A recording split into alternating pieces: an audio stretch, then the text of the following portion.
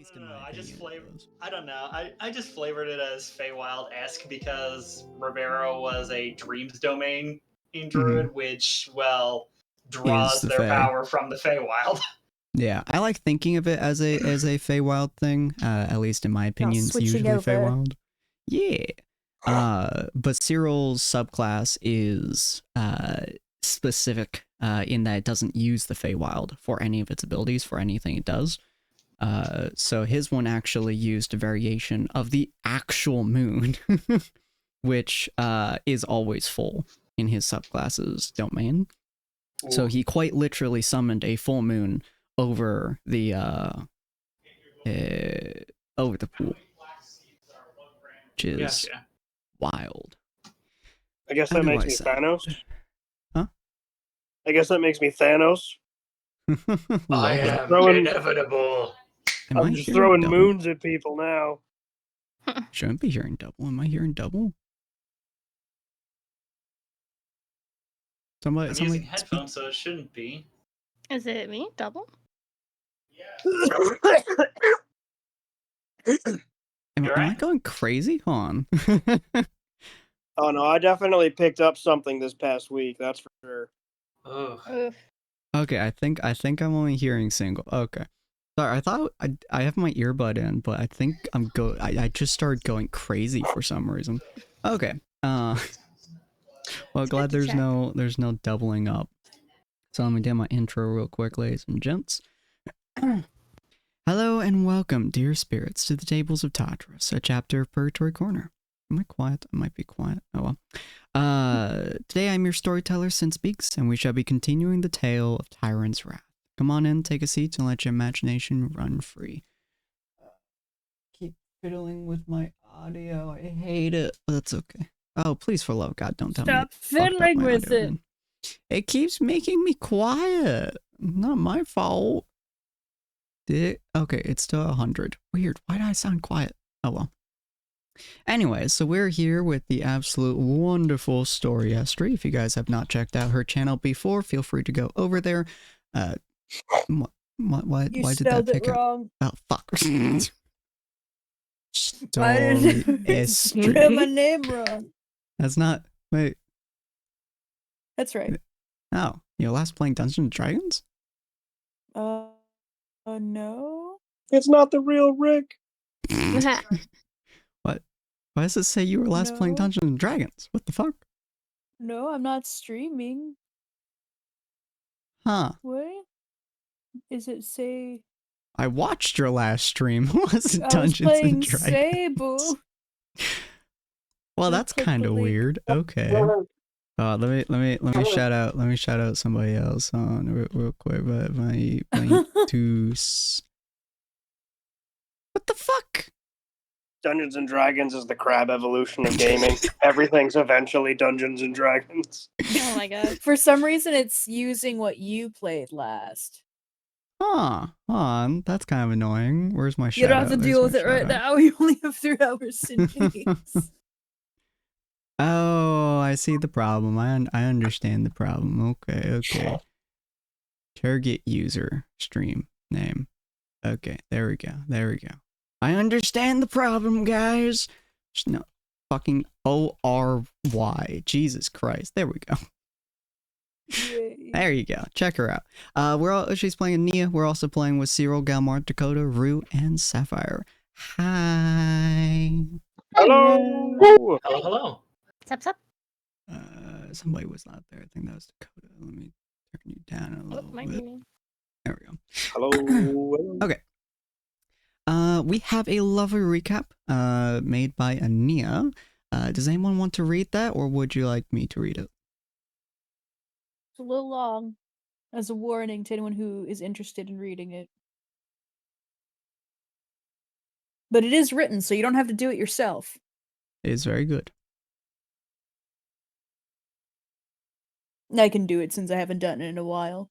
Okay. Yeah. Alright. Yeah! Get the storyteller to do it. Yeah! You do have a lovely voice. Last time on Tyrant's Wrath, our team was on the road to the village of Stillmere.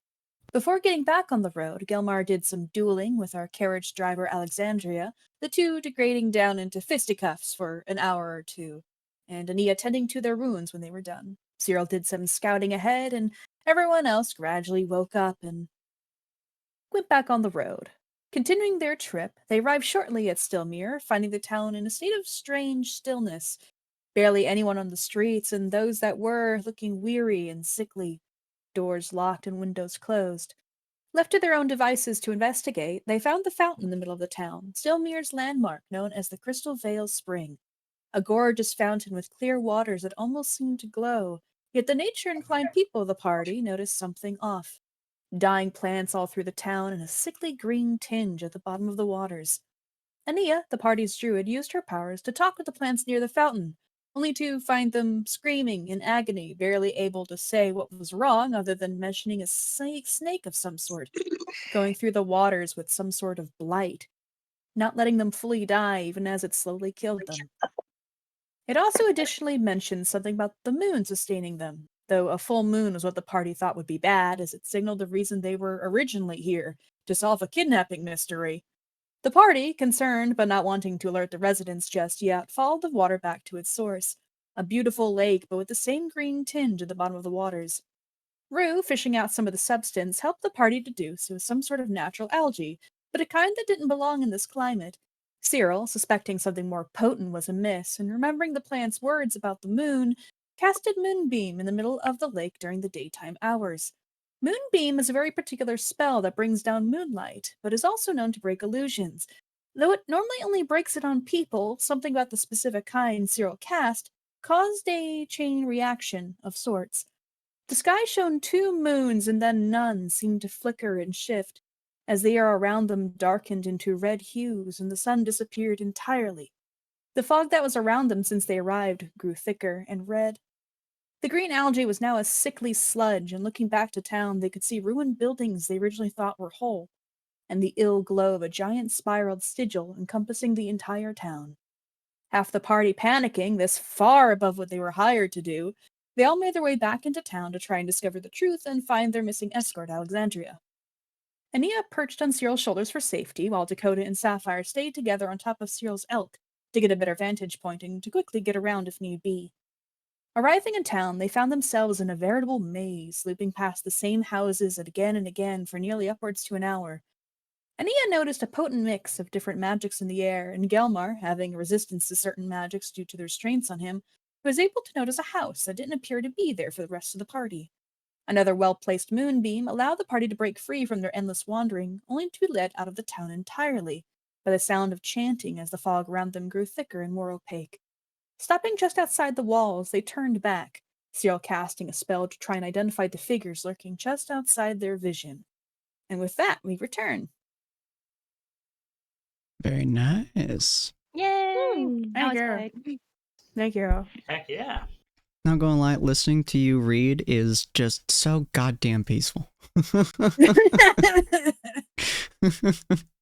Every time I'm just sitting there, I'm like, this is nice. It's very nice. This is nice. All right, I so should you guys try to. Good. I was just saying I should try to DM sometime if I could ever remember the rules. Oh, 100. Oh my Woman, God. do you think I know like half the rules? I was gonna say I've heard it said multiple times, and honestly, after seeing any of these books, I agree. I don't think it's physically possible for one singular person to remember all these rules. Unless All they're you need- Matt Mercer. No, I don't even think Matt Mercer remembers. He just Matt has- Mercer actually forgot a rule. It was I was gonna fucking say, beautiful. I don't even think Matt Mercer remembers the rules. He actually has his books on site specifically so he can review them at moments of need. A beautiful moment is when he was using counterspell as one of his people to deny a darkness spell from, I believe, Sam Reacher, and his wife looked at him as she went, you can't use spell sniper on counterspell. I know because I have it. And he went, hold on a second, pulled out his book, pulled out his phone, looked at it, he went, yep, that darkness goes. Oh, no. Generally speaking, the ongoing assumption for DMing is if you're not certain if there's a rule behind an action that the player is trying to do, take a guess as to what it would be based on the nature of the individual action. Look it up in post, retcon on your decision if you need to, or just keep going with this new ruling. It doesn't matter either way. It's just they both are functional. One of the reasons I love DMing so much is because I can get y'all to look at me and go, "You're a fucking idiot. Here's the actual rule." And I go, "Oh yeah." Especially with fucking range attacks. Jesus Christ, I will never remember that shit for the life of me. I still think, I don't know. For all I know, half of the rules I know are probably not right because, again, I learned it from watching another live play, which was very heavily homebrewed in its own right. Oh yeah, but yeah, you guys. Rulings over rules, man. You guys are inside of the town of Stillmere. I'm going to move you guys over to my town scene, which hopefully all of you guys can actually see. I'm assuming it's working for Dakota this time. Have you tried using a different browser, Dakota? Oh, we so small. But I like Firefox. If one doesn't work, try another. But Firefox. No shade to Firefox. That's actually probably one of the best web browsers out there right now, ironically. Oh, he's gonna start a fight. No, like seriously, that is my main web browser when I'm using Linux. For more reasons than one. It's probably the lightest one available.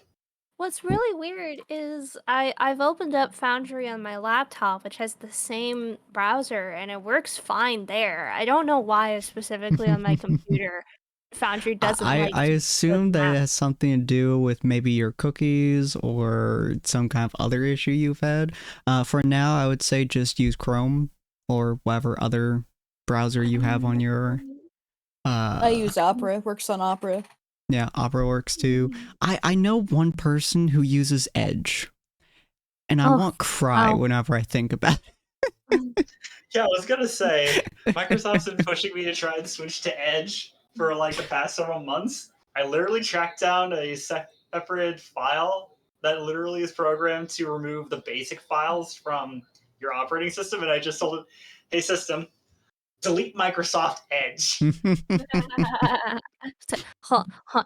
Just because I'm salty, I'm just gonna like grab my laptop because I don't feel like opening up Google right now. It's on my laptop's on the other side of the room. Give me like 2 seconds. Y'all. Let's see. One Mississippi. Me and Cyril, same fucking wavelength. Goodness. Oh, beautiful. So, how have you guys been? Hi, Lissa. Nice to see you. Hi, Lissa. We're going to be doing a very fun thing. While she's away, I'll talk about it. In next month, I'm going to have my 3-year stream affiliate anniversary. Not done anything for the first 2 anniversaries, but I've been told recently, hey, you should do something. So I'm like, okay, well, what is the true embodiment of all of my streams? What is the true embodiment of my community and the insanity that produces with us? I'm going to do a stupidly large game of golf with your friends. Of course you are. Yeah. I think right now I got 7 or 8 people, I think, right now. Yeah. So, wow. One of them is me, and I'm gonna be like quiet the entire time. I'm gonna fucking punk your ball just to make you yell at No. I get shy around strangers. Don't worry, I think most of them you know, if I recall correctly. What are all these squares on the... That's weird. Oh, you can see it now? Yeah, I'm on my laptop because I'm salty. Yeah, so all these different squares that you can see, which the stream can't, but I'll explain it. Around you guys, so what you guys can see inside this town is you look back, you guys are at roughly the edge of town at the moment, and you guys can hear the chanting around you from pretty much everywhere, but around you is this massive, thick red fog, as Ania has said inside of a recap. On the ground around you guys is a bunch of tiny, almost puddles. And anyone who has any familiarity with nature magic, so the druid, of course, can very much so almost, you can feel and damn near taste the sheer amount of necrotic energy coming out of these pools. I hate it. This would be very bad to step in. But that's what you guys are currently seeing as you guys look out the area. So last we left off, you guys shoved a fairy fire. I believe Cyril shoved a fairy fire. Cyril, tell me where you threw it at. I think I was kind of throwing it in the general direction that We saw figures at. Okay, yeah, where we saw figures then.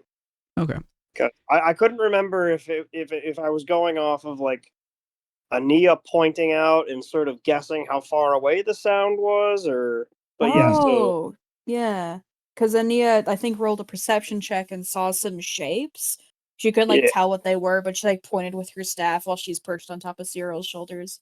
I believe it was that 25. Oh yeah, oh yeah. We have the history check. We have this. Yeah. Fucking yeah. insane. So that space. Okay, so in that case, I will say you threw it.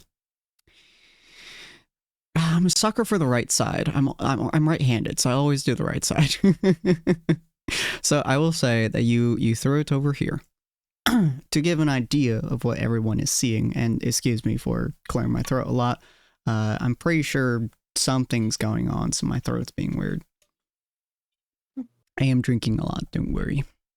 But you guys essentially see spores, I believe you're using? Yep. Yeah, so Ania's on your shoulders, which very difficult to represent, but I would just do it like that. There we go. Yeah, it works. Ania's on your shoulder. Oh, you're fucking upside down, Dakota.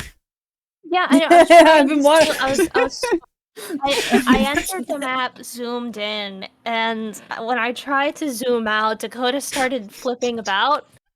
I saw your character just being upside down, and I was like, what the fuck? Is that its head? What? I just wanted to see all the square.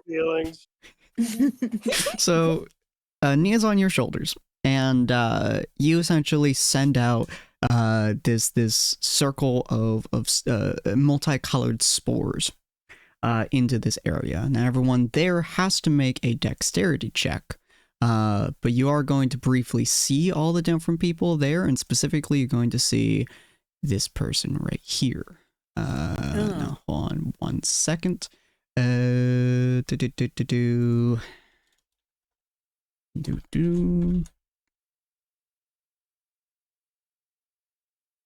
we go. Okay, so let me roll. Should probably have a +3. What's the DC?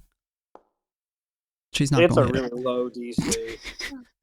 Oh, lower than that. I think she just barely missed DC. Actually, I'm assuming it's 11. Yes. Okay, cool. So you do in fact see her. I'm also going to do 2 other rolls, which are also a +3 and a +2. This like wave of dice comes across the screen. Oh, that one failed it. That one succeeded it. Oh wow. Those are actually the wrong snake, but sure. That's fine. That's the wrong snake. Cool. Now everyone that fails it is ringed in light. We have advantage on attacks against them, and they can't benefit from invisibility. Very nice. Let me just. How far can I zoom in? God, these things are so tiny. Okay, that's incapacitated. On what's this one? That's heavily encumbered. Sure. So you guys will be able to see all 4 of these, and we'll say this one also is dark quote heavily encumbered. So your ring of spores flies out, and as it does, did I do hers? I did. Oops. She vanished again. She's sneaky. There you go. You guys see this woman appear as the spores essentially circle around her and several other snakes around her. At very first glance, just by seeing her as the light catches her, she definitely seems almost completely human. However, as you look a little bit closer, especially as Ania does, she has bronze toned skin and strangely symmetrical features. Almost all of her is almost perfectly symmetrical. It's very, very weird.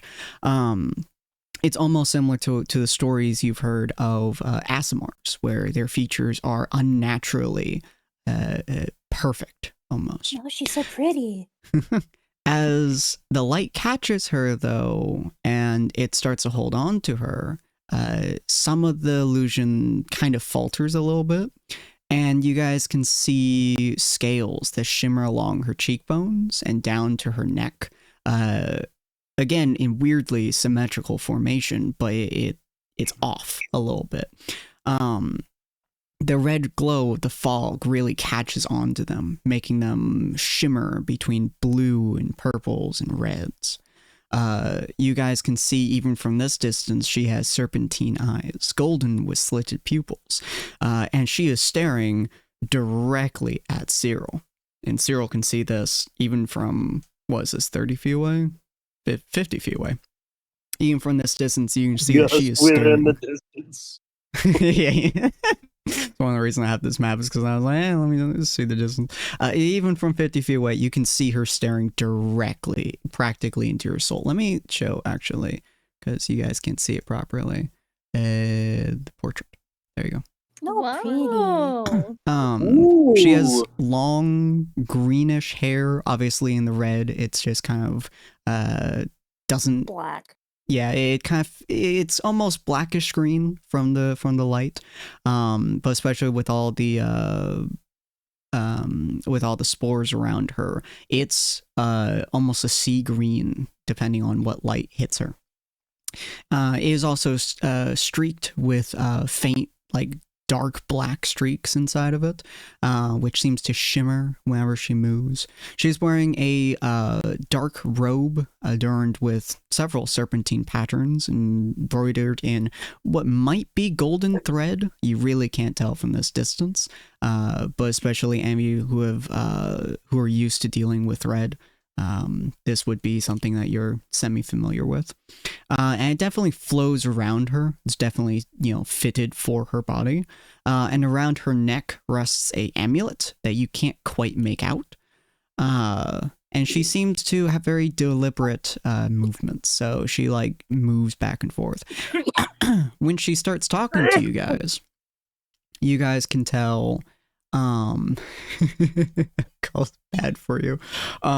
As she starts moving left to right, she starts to speak, and oh Jesus, there you go. She starts to speak, and rather than hearing it over the distance, it's almost as if her voice is next to your head. It's not like in your head, like Sapphire's or a few others or your sending stones or anything, but it sounds like she's speaking next to you. It's just she's like maybe a foot away from you or so. And what she says as you guys see her is, so you have found me. Interesting. Nice little party trick of yours. Does not seem to be directed to any of you in specific. Ania waves from atop of Cyril. You're very pretty, ma'am. Does my With the Beyond say anything about her? Actually, pretty killed me. Let me look at your Beyond real quick. I need to have this at like a fucking quick look. with Fey, Undead, or Fiend, Monstrosity, Celestial, Elemental. I would say no. Really? Yeah, you're not Just getting neither anything of from her. them? Okay, interesting. How big are the snakes? Because apparently we see snakes around too. Yeah, so 2 of them, which essentially are more or less like on top of her practically, like they're pretty much surrounding her. They're small. They're maybe a couple feet in length. These 2, which more or less seem to be protecting her, are like 5 feet tall. Like they're huge snakes. You say tall as if they're not snake, but snake-like. They're sitting on their tails and then going straight up. Their whole body is a snake, but there's like, No, like yeah. Oh, okay. like cobras, like cobras. Mm. Okay. But they're like 5 feet tall. They're huge. Okay. Can I do something during this like stare down that we're having here? Sure. I'm going to use both of my where the fuck is harness divine power. I think I have 2 charges. Mm-hmm. Number of times based on the level. 7th. Yeah, so I have 2 charges of it. I'm gonna use it twice for 2nd level spell slots worth of exertion points. So I'm gonna use it to get 8 points. To get 8 exertion points. Okay. Do I see him doing whatever this is? Like, yeah, you can see the like pulses and this like sort. You can see the pulses of the energy as it like flows through his veins, basically. alright. Well, while Dakota sees him doing this, he's gonna pull out his gun and throw up a true strike. Okay. Wait, what? what? Just pipes up. Oh, wait, are they the bad guys? So Did we you ask see them Cyril seems to be like, I assume you like put your hand on your chest or something and kind of focus the energy on you. While Dakota is just, he pulls out his gun and he just rolls the barrel. Can I also cast just speak with animals so I can hear anything the snakes say? Absolutely. Yeah. Very Thank smart. you. Very smart. Okay. She looks over the group. You guys can't tell what her facial expression is from this distance, but she looks over the group and you guys just hear in her voice, pretty is not a term usually associated with my kind. You are fascinating. She does not seem to be in any way, shape, or form getting into a combat stance, by the way. She is just watching. Can we perception check the area? I want to look around the opposite end to see if anyone's sneaking up. You're more than welcome to.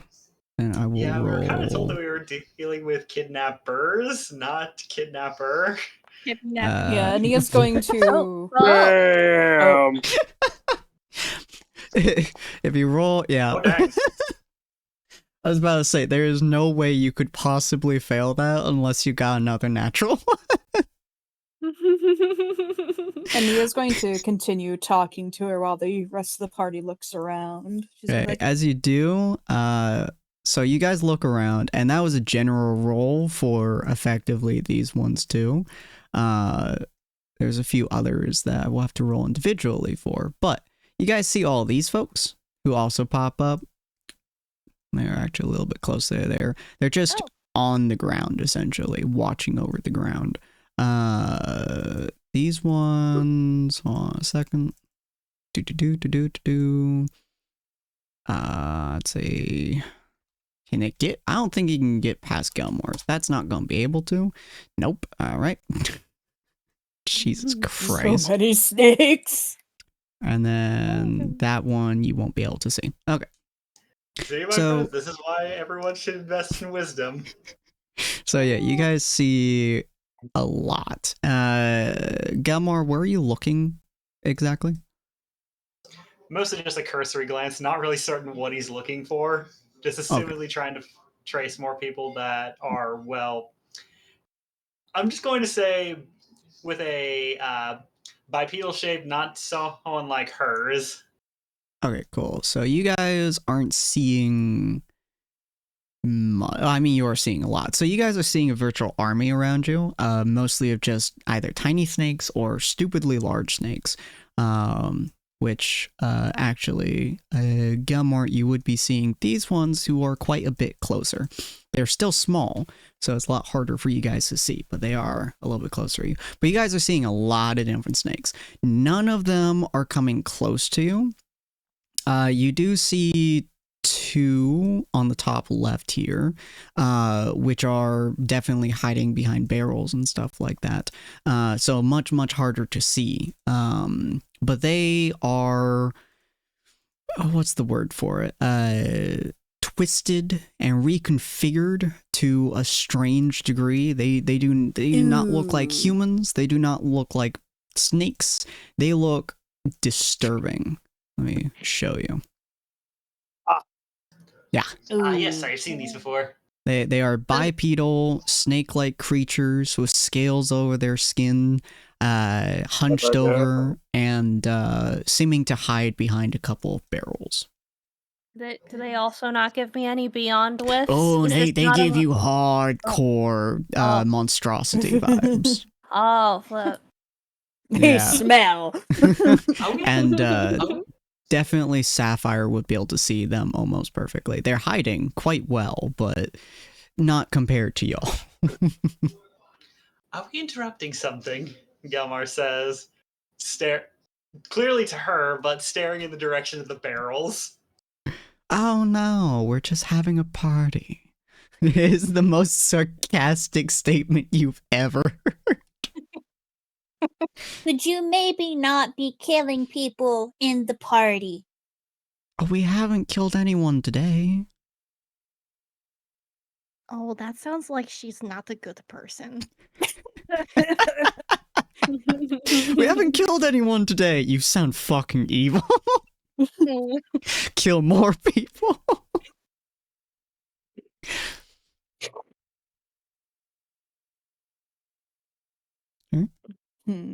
Gotta say, pretty looks don't make a pretty sad miss.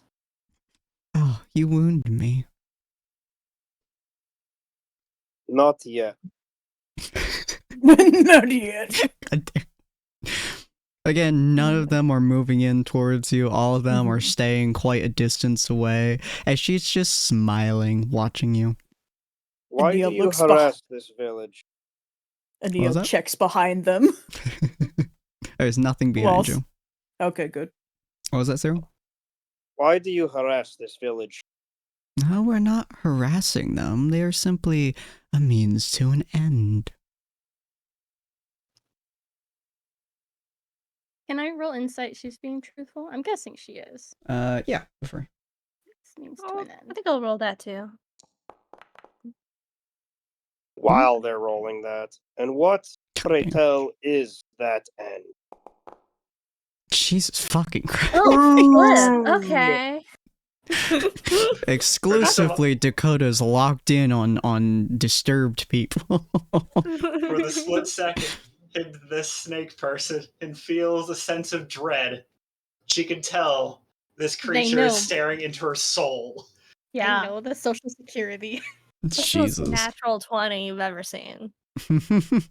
So as you say that, Rue, you're kind of looking at her. She is smiling at you. She seems to be at peace. It's a very off-putting feeling, but she doesn't appear to be lying. Dakota, with that natural 20, because I have to give it to you, because oh my god, natural 20 on +0. Jesus. You can tell there's something off. The fact that she is not trying to kill you, the fact that she's just having a casual conversation with you, something is very, very off about this situation. And she looks at Cyril as he speaks, and she goes, "Now why would I tell you that, Sir Knight?" If you were concerned, you would have attacked us already. Why do So I if have you're to be not concerned? scared of us, why would you want to hide something you're not scared of? Keeping you in place is all I truly need to do. God damn, Sapphire. Fucking high rolls to hell. With that unnatural 20, you can also tell something is very, very, very, very wrong about this situation. There's something she's doing that is just putting your nerves on end. And what do you say, sir? Am I... Oh, good. So what you're saying is that you're actually not important and we should move on. You are welcome to leave the town if you'd like. In fact, that would be better for everyone. Wouldn't you say? No, probably not the people in the town. I don't think it would be better for them. They won't know. Yeah. That those two things are mutually We would know. exclusive. Am I picking up anything from the snakes? Are they gossiping? That's a good question. Because Ania has not revealed that she's cast it. Yeah, roll me a perception check real quick. Okay. Because there are a lot of different voices around you at the moment. Yeah, let me open my thing here. Oh.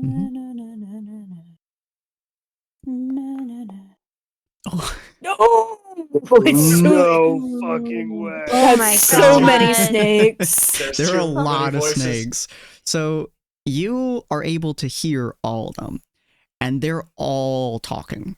They are all just booshing against one another. Several of them, especially in the groupings they have, every single time one of them sticks out their tongue, you're essentially hearing more or less a couple of words to a sentence. So it is a bombardment of noise. Especially with being surrounded by your own group, you were just bombarded with like hundreds of words every couple of seconds. You can't make out anything from them. Yeah. Ania, when her perception is too high, that she rolls a 1 and it's still that it's too high. Ania's gonna like pull on her hood a little bit and sort of hide her face for a little while. She is also still wearing the face mask she put on last episode. Okay.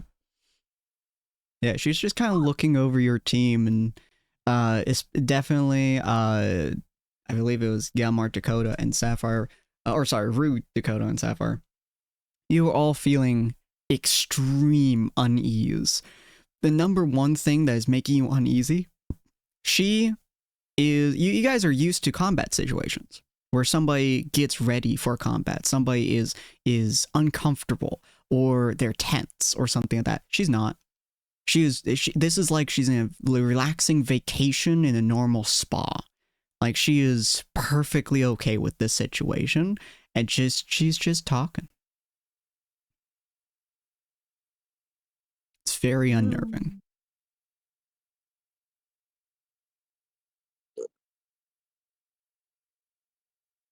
The town Cyril's is just got his ours. feet. Cyril's got his feet kind of set. You can sort of hear his hooves grinding into the cobblestones. Mm-hmm. And he to the rest of the party behind him. I feel like we're being distracted. In that case, where should we be looking? Gelmar says, still staring at the barrel. We already fell into hallucinations once. Even if we leave, we're just gonna get caught again. Are we out of the hallucinations? Didn't we Are technically we? I end don't know. Above game, didn't we technically end this last session by basically stepping out of town, and this is just us turning back into it? You guys got to the very edge of the town. You haven't left it just yet. Is my detect magic still going? How long does that last? Only 10 minutes, I think. No, you guys walking around Okay. in the alleyways for about 15. It is a ritual cast, though, so you probably could have also used the time it was up to prepare the next one. Ritual cast? You spend 10 minutes Detect magic? focusing on the Yes. spell. I see. Wait. You get to, by adding 10 minutes to the casting time of a spell, you can cast it again without using a spell slot. Do I put down the rituals for any of them? No, I don't think so. Damn you. So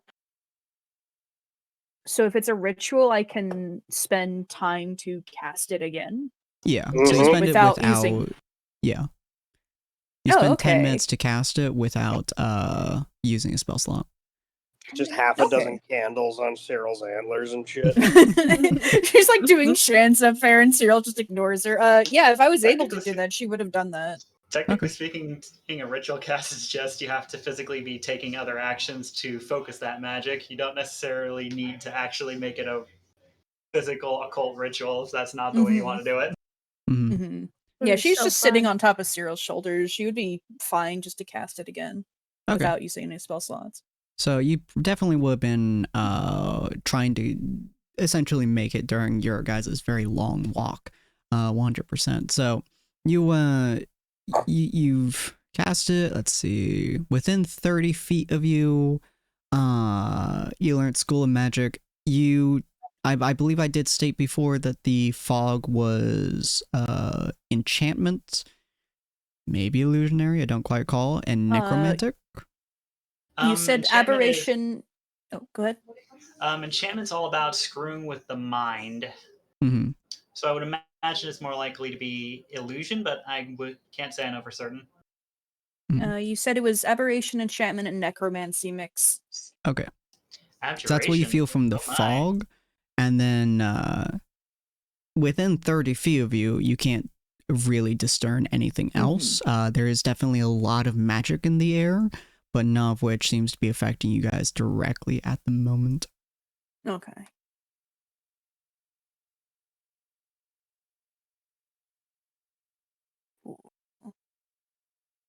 And you'll say, it might be a distraction. I don't see anything. And she'll like look at the ground to make sure there's no sigil there. There is not. Are you saying that you're the one that's been making these illusions all over the town? One of many. Oh. I am And over by simply, the how you lake? say, a hand.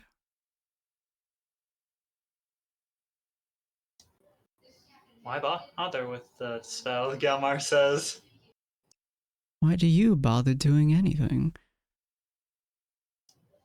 For the defense of those I care about. Do I need another reason? Your question answered itself. Do any of the snakes match the scale we found? You roll me a perception check. See if she does any better. Natural one again. See if she's recovered. Hey, Cyril did it 3 times. Oh, yay. The snakes do not. She does.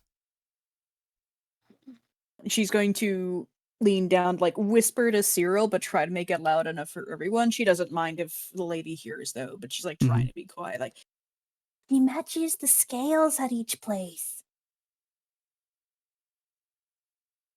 You mean the ones that the rest of the crew ran off with? Yeah, those big scales that were left at whenever people were kidnapped. They're her color. She just came out of a house, didn't she? No, she's effectively she's behind one of the houses. Didn't I sense Fey magic from those scales? You did. But I don't sense Fey magic on her. No. Or... Huh. I mean, no reason they can't be enchanted in post. Yeah. Rue goes and turns to the lady, and she says, are you like real right there, or is you an illusion? Are you real? Yeah. I mean, would fairy fire And then whatever be she answers tricked by with, an I'm gonna illusion? insight to check if it's true or not. Fairy fire would technically dispel illusionary magic, yes. Okay. But she looks at you with slight confusion, and then she chuckles and she goes, "I'm as real as you, sweetheart." Shit, she didn't have an existential crisis. Darn. I'm using a lot of spells here, Mm-hmm. but I would like perception is wisdom, right? Yeah. I would like to enhance ability Owl's wisdom on myself, and then try to hear again. If that would let me try to what? reroll. Try to hear the snakes again. If that would let me reroll. I can wait a bit if it's been too soon since the natural. No, you're fine. Okay. Now last an hour. Let me roll perception again. And this would be with advantage. Yeah. Very good. Very nice. The sounds are practically deafening as you use enhanced magic. They are so loud. They're taking up almost every amount of space that you kind of have in your head. But because they're so loud, you can separate them now. Before it was like being compressed by a bunch of boulders, or being compressed by a bunch of stones. Now they're boulders and you can move them. So you're able to discern a couple of different sounds. Over on the left here, you can hear them kind of chatting away. A lot of it doesn't make sense contextually. Stuff like left, move, up, smells, fancy, stuff like that. It seems like they're moving in tandem, using one another's words to kind of maneuver themselves and avoid certain splotches. But you hear behind that as well, these two, one of them just, imagine this is all in snake speech, by the way. So a lot of S's and shit like that. I just don't want to do it. But yeah, one of them is basically saying something along the lines of like, keep them focused, eye them. I believe the other one probably says something along the lines of stack them, stuck, contained. And then you hear another couple voices from behind here that you can't see them, and they're saying something similar. Although a lot of them are saying shh or other, very harsh noises like that. While the ones in front of here completely silent. All the ones around her, no words. Not a single one is speaking. They are practically moving with her as if they're an extension. You also hear a couple other voices going around, but they're so far away you can't tell where they are. Ania will tell the group, trying not to let on that she's able to understand the snakes, but she's sort of doing this weird wince grimace with her face. She's like, we shouldn't stay in one spot, and we shouldn't stay too close together. One spot I agree with, but what do you mean not too close together? I don't know. I just know. She's still a bit panicked. Oh. Then we fight now? She pulls out her axe and... We don't have to, but we just can't stay too close together. Or in this exact spot. I'm concerned if we just try to continue, we'll just be stuck in more illusions.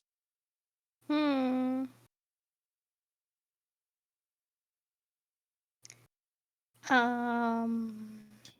we're getting nowhere just simply standing here questioning her. I'm gonna command the woman. Ooh. She points at the woman and she says, approach. Oh. She'll cast post the info for that. DC 16 wisdom saving throw. If she fails, she has to follow that command to the best of her ability. Trying to think of what her wisdom would be. Let's go with this. She has fairly high wisdom. Oh, my gosh. I mean, to be fair, I'm pretty sure they also have advantage against spell saves anyway, but... You What? tell her Would've to been do music and that, magic, I can't and remember. she moves her eyes from Cyril directly onto Rue, and she smiles as she takes one step forwards, holds out her hand, and just goes, "Come here, pet," and uses command on you. He uses command. Same DC. Roll wisdom save. Oh. Can I do something while she's trying to do this? Just making sure I don't have any other We'll have extra her stuff. roll wisdom save first. I give a plus my omen to Rue. Nah, not if me. I can. Okay. Oh. Full of wisdom. Oh, never mind. I need to say that sooner. Yeah. What are you saying, Sarah? What you want to do? I noticed that this is her casting a spell on Rue, right? Oh yeah, the effect of command is, especially anyone who can hear it, essentially it feels to everyone aside from the person who is being commanded. It's a little bit more of a harsh verbiage there, but for everyone around, it feels like a wave coming towards the person. So Rue, it felt like a wave coming out of her and towards the woman, and then basically it's like a mirror cracked in half. Like there's a feeling of the magic just shattering, and then she did the exact same thing to Rue. Okay. Oh, So- gross. Oh. I don't know if this is the right move or not, but I'm gonna react to this one as it is as a hostile action against us, Uh-huh. and I'm going to.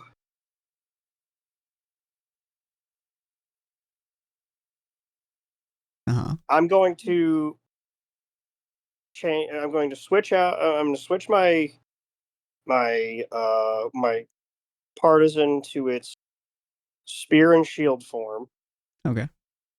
And I'm real sorry, but this is probably gonna hurt. You're probably gonna fall on your ass here, Ania. Yeah, I expected this. I'm going to do two things here because it doesn't say that I have to use any of my actions or bonus actions. I'm going to use 3 points from my exertion pool for stunning assault. Oh. And I am going to mark her for my teleportation, and I'm just going to vanish out from under Ania. All right. Do I need to roll athletics? Yeah. You're dropping 9 feet. Or acrobatics, either acrobatics, works. yeah. Oh, do they both exist? Yeah. No. One strength, one yes, they stack. I think acrobatics is the very top option. Oh, acrobatics is better. Very nice. It's not a pleasant fall, but you do manage to kind of hit the ground and roll a little bit. Your legs do hurt just a little bit. 9 feet is not a good height, but you don't take any serious damage from it. Okay. Okay. Where are you teleporting to, Zero? I'm going to teleport diagonally above her, behind her. Can you move 60 feet? I can do that the first time I use this teleportation. Jesus. I can move 60 feet, and then I have a 30-foot radius around her that I'm allowed to move, as long as she's alive. Freaking dies God immediately. damn. Okay. Or casting as a bonus action magic. Oh, okay, so you would basically use it and then as a bonus action teleport. Yeah, okay. Within 5 feet. Oh, yeah, because you magically teleport up to 30 feet of occupied space. You see within 5 feet of that marked target. God damn, okay. Yep. Jesus. Well. So you would teleport directly above her. Rue, you get hit by this wave, this command towards you, as she does that. One definite bonus of you not having a whole lot of thoughts in your head. Other people's thoughts also don't get in your head. ever. She got that thick skull there. It hits you. You definitely feel like something, and then it's just gone. I will think someone talked to me, but I think I'm good. So you teleport pretty much directly above her. I'll do that for right now. Let's see. I am in the air, above, behind her, like within reach with my spear to hit her. Okay. And I am gonna use that to take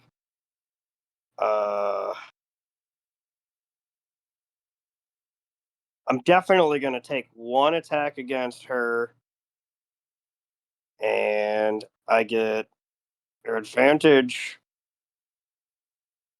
plus, seeing as I'm behind her now. Yeah. And she failed the fairy fire, right? Yeah. So you'd get advantage +2. All right, let's. What's this? All right, all right, and it's not gonna. I don't know how to do the situational bonus. It's fine. We'll just add 2. Yeah. You got. Hold on. My fingers, my hands are cold, so it's not recognizing the. My battle music in the background is going. It's booming. Hell yeah. Okay, so that is a 14. Did either of those hit? No. Well, no, it's not a 14. That's a 16 to hit. Oh yeah, right. That's a 16, right? So you would normally hit her. As you pretty much launch the thing at her, you see she. How would I define this properly? You see, well, more here in your head, attacking unarmed foe. How ruthless. And you see this Buddy Boo launches towards your spear and impales itself on your spear, slamming it down into the ground as you hit the ground, killing it instantly. All right. I remove it from its body. Yeah. She slowly turns to look at you and she goes, "Impressive. I didn't know you could teleport." Now, what were you planning to accomplish with that? This, and I attack her again. Okay. That's just with regular advantage? Yeah, now that she knows where I am. I mean, no. Yeah. Come the fuck on. Oh gosh. Wow. Well, that's a 16, so that will technically hit. So you see as you slam the spear towards her, she smiles at you as her entire body loses all form of what's the word? Cohesion? No, that's not she the word. She vaporizes, basically. Basically, yeah. She turns basically into a mist. And instead of her, you get the other one. And you impale the other giant snake in her place. She goes, 2 tricks of the same party hats. Do you think I'm an idiot? No, I just had to try. And I'm going to just kind of stay locked in on her, shield up, spear in front. She again doesn't seem to be in attacking position or anything of that sort. She's just watching you. I will have everyone roll initiative for me though. Yay! Let's let me make an encounter. There we go. How do we do that again? Initiative. Yeah, who knows? Maybe all of this is gonna do good for me. All of these fucking bad rolls. Oh, Hey, Cyril, maybe you'll get a Cyril. natural 20 here soon. You need to be blessed. Hey, look at that. There are double digits on my dice. Hey. Let me add that in. So 60. that wasn't a okay. Fair enough. I can't remember what your dex is. Oh, it's a 10, so yeah. But yeah, so you guys, is that all? Oh, I think I'm missing. Did you roll yours, Sapphire? Where did Dakota go? Huh? It's gone from the Did I map. die? No, Did I- he's still here. Oh, I see here, I'm Dakota. just What? diagonal. Oh, Dakota's doing the cool lean. Yeah. Leaning back on the elk. Did you roll your initiative, Sapphire? No, she's busy. Oh, okay. Mm. Ah, fair. Okay. Let me Honestly, roll if you your check her characters dexterity, then. you could probably make the roll for her. Yeah, I can just power up here. Oof, neat. Okay. Mm. Eventually I'm gonna figure out how to do this on stream. I probably should have done this anyways, but that's fine.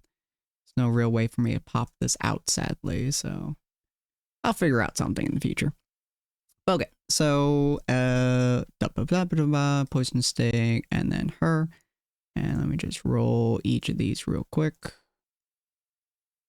Wow, really?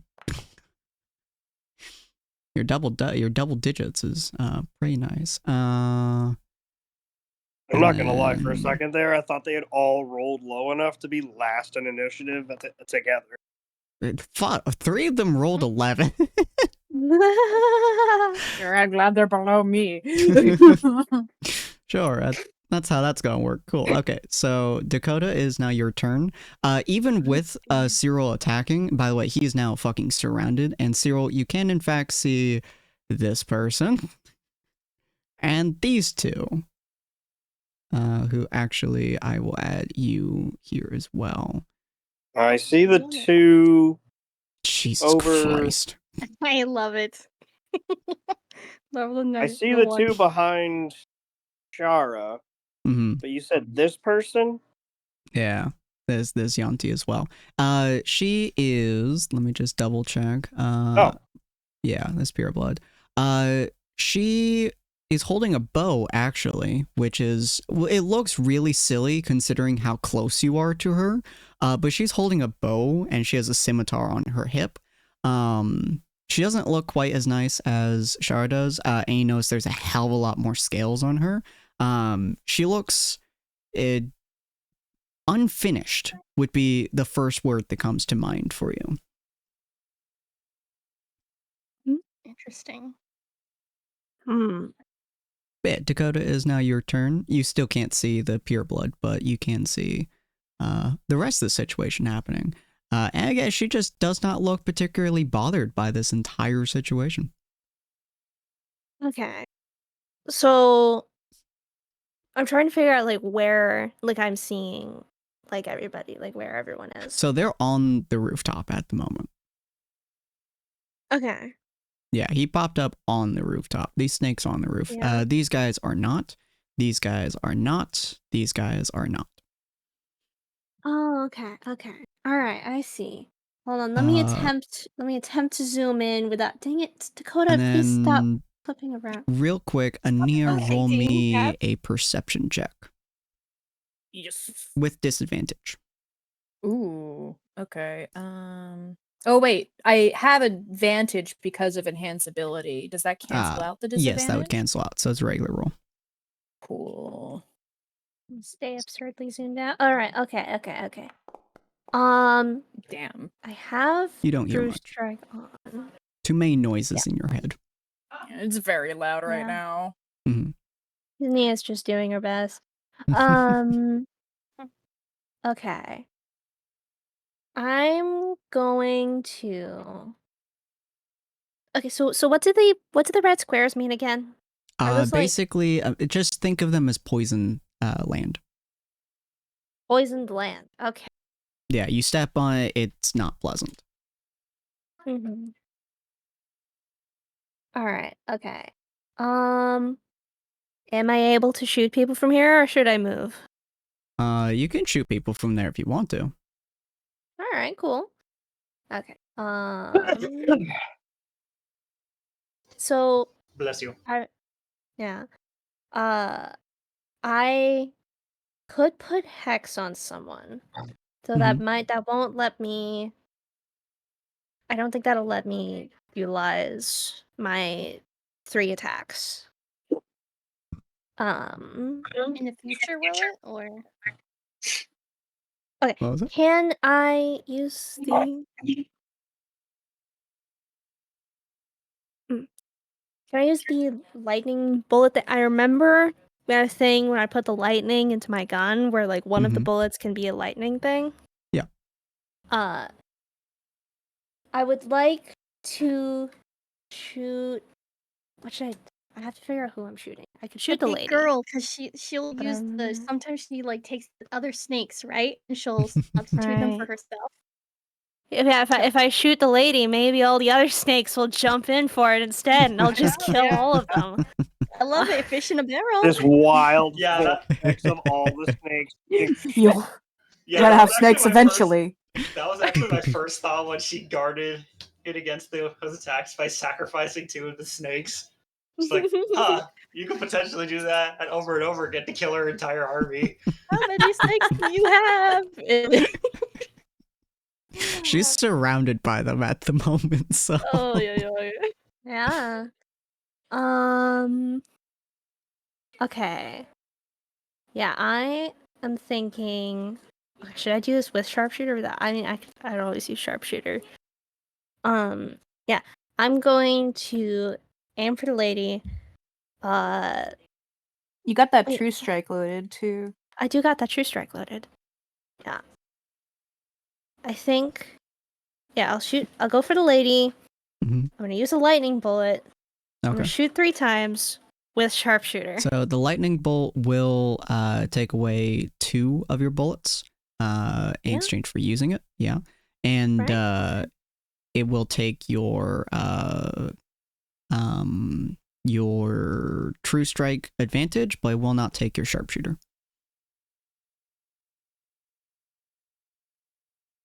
Okay, that's a little more. I really should have written down all of my attack combinations. Yeah. Why are you so It's like a complicated fighting today? game where you have like the list of different combinations you can do. I know, right? Okay, which Yeah, because when you use lightning arrow, it does 48 damage on a hit, which is a lot. But whether you hit or miss, every creature within 10 feet of your target also makes a dexterity saving throw and takes 2d8 or half as much damage on miss. Okay, well, in which case I'm gonna use the lightning bolt. It'll take the true strike. It will not take the true strike. It will use its advantage. So you'll be able to use advantage for both. So true strike does work with the bolt, kind of. Okay. I feel like does at it? some point Wait, does it need? Because I have make the lightning. Okay, yeah, make the attack as normal. So yeah, you would get advantage on that and your second bolt as well, or second bullet. Yeah, because she's like surrounded by the snakes. So in which case, I think the lightning one would be the most. At some point, I would really like you to edit the lightning arrow spell's description to work a little better for my Dakota Rider brain, because it reads like a regular spell. But you're effectively using it as a regular spell. You're just taking 2 bullets. Right. Okay. Yeah. So it does work exactly as that spell dictates. You're just using 2 bullets to use the spell. Oh. Okay.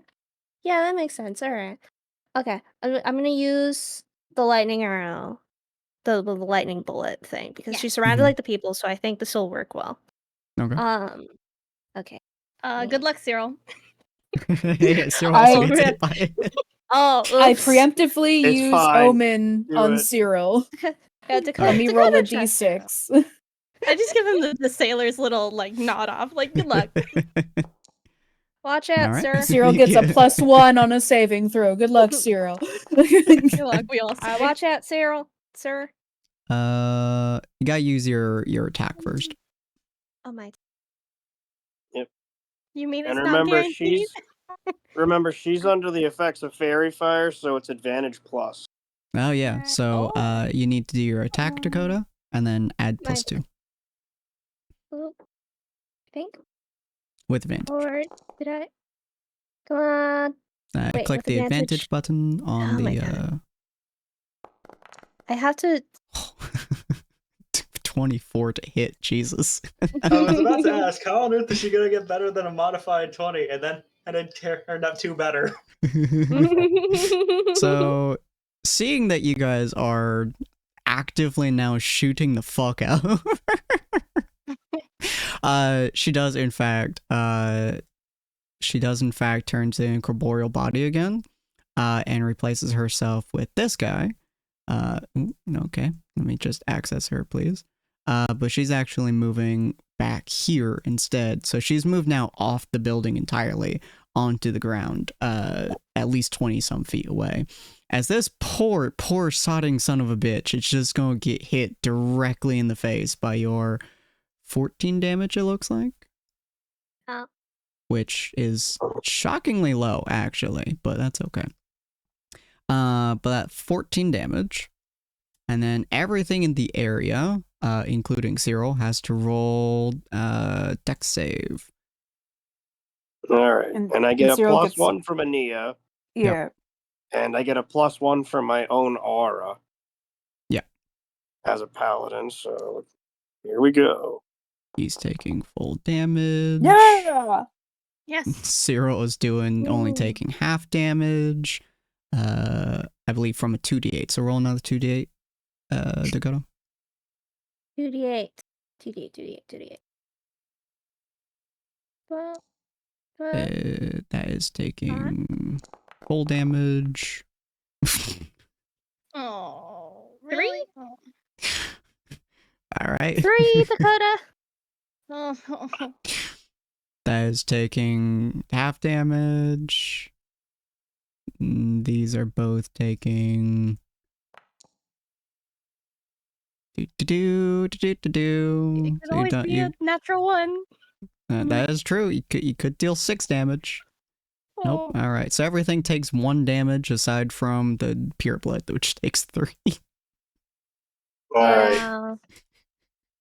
Cool. You guys do hear. Oh, so I take 3 damage? Yeah. You take 1 damage. Just a little zap. Just a little bit. You guys can taste the thunder, the lightning in the air as the shockening zaps everyone, kind of like a carpet shock. A little static shock. It's the shockening, McLeod. That's just a little bit of a shock. I turned to Dakota. It's like, normally you're really, really strong and scary. So you still did really good. Thank you. I think. Wait. How many Dakota's like doing supposed somersaults. to roll for damage? Dakota rolls 2d8 for everyone within 10 feet of the original target. Oh, okay. The original target gets 48. Okay. Yep. Right. Which, did it take 4d8? It took 3d8. Why is it 3d8? Roll me another d8. What? Oh, Dakota. look. Yep. Come on, give me a natural 8. Yeah, pretty close. That works. That's not bad. Hey, yo, 7's pretty nice. Let me adjust We take those. damage. I am level -1. Well, duh. 3rd level. Weird. Okay. Yeah, but you do another 7 damage, which it's looking like a piece of fried lizard. It's not having a good time. It pretty much turns its entire body to look whoosh. To look over at you, as is fried to very, very much so. And you hear her voice going, "For being heroes, you do not have a courtesy of combat, do you?" I play by the cowboy's code, miss. To shoot those defenseless and not attacking? You've also admitted to killing people. Yeah, you're like not a good person. But none of my snakes have. That's your fault. You're the one putting them in harm's way, miss. I'm shooting for you. They do it of their own volition. You can even hear them say so. She gestures to one of her brood, what are they called? Fucking brood guards. The one that you just shocked, which goes, "We serve." We Says this in serve. common. Yeah, but like we serve the mistress and all that. Mm-hmm. Rue, it'd be your turn. How's this never named properly? Yeah, so there's this thing I really want to do. Fireball on top of Cyril. They just Cyril just gets attacked by his own party. He's like, yeah, do it. Cyril, don't mind. I mean, there's these guys over here, which is over here. There is a lot of people there, yeah. Separate. There's also a lot of wood. There is. Yeah, but they're already dilapidated houses. There's still people here. You would know from experience that when Cyril locks in on a target, he will continue to chase it. Mm-hmm. And so you could hold your action until after I make the jump to go after her. Oh yeah, Cyril's gonna be chasing the target. Oh, I mean, I wasn't thinking of like fireballing her. I mean, I could. No, I mean, you No, could fireball that whole space after Cyril makes the jump. Yeah. Oh, do you mean like where to, like, Cyril is cut off? now? Yeah. We'd light the rooftop on fire? Holy crud. Burn the city. And Nia will not approve of this if she sees that fireball's being charged. Wait, I'm kind of confused. I was talking about the ones on the left side, not the Yeah, you ones could on the attack. right side. Yeah, you could attack. You could These attack guys. either one. It will definitely It will hit the still building. light stuff on fire, though. I mean, how many people are here? That's a very good question. How many people are in this town? Not a Then lot. I'm gonna, We don't know, I we really don't know, but for all we Yeah. know, lighting that one house on fire is going to spread to the rest of the town. I could, yeah. Rue really wants to do this spell. Now, my question to you, Rue, is would Rue even think about the fact that the fireball would light up the buildings? I mean, the buildings are already dead. So There you go. technically not. But Ania has detect magic, Shang. Can she tell? Rue is preparing everyone would in your party would 100% be able to tell when Rue starts up the fireball because of one reason. You watched it used on yourself. She starts to smile slowly. India will be Do not cast fireball here.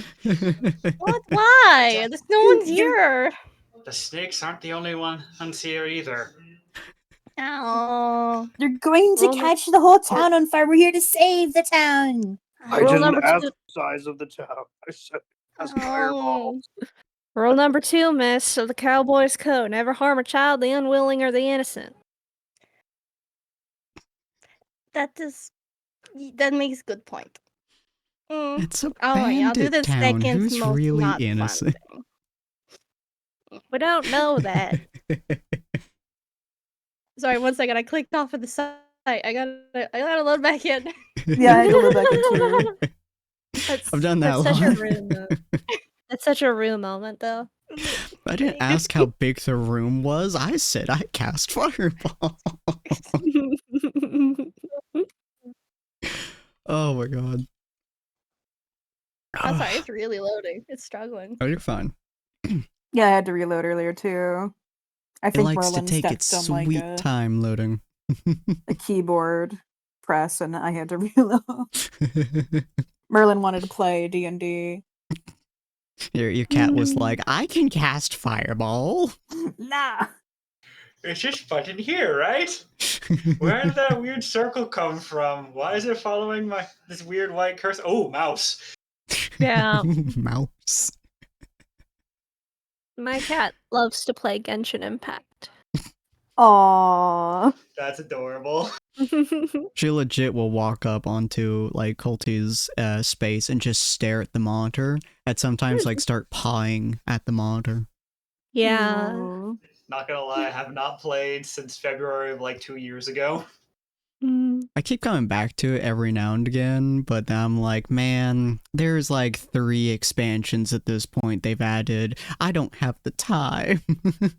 I'm almost all. I actually quit like shortly after the card game came out. Just like, yeah, the card game was fun for a few days, but it's just like now it's a mandatory thing, and I don't think this is fun anymore. You know, I'm just gonna hard cut myself off when Baiju comes out.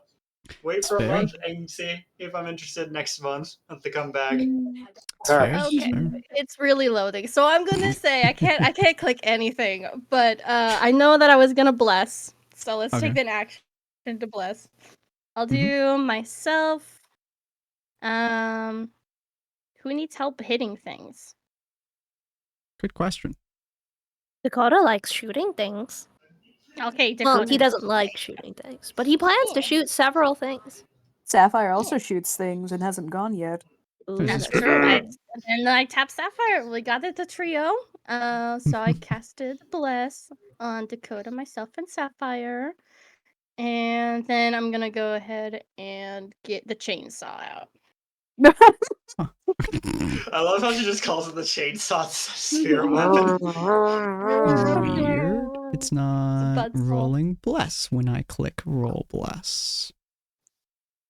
Dig it. Bless is cursed. The site has really locked me out. I might have to restart everything. It might have gotten stuck. On. Let me reload current page. Dang. Huh. It gets stuck for me. It might have gotten completely stuck. Wow, this is a. Oh, because I it clicked rolled for off Dakota. the two. I can still move, I think.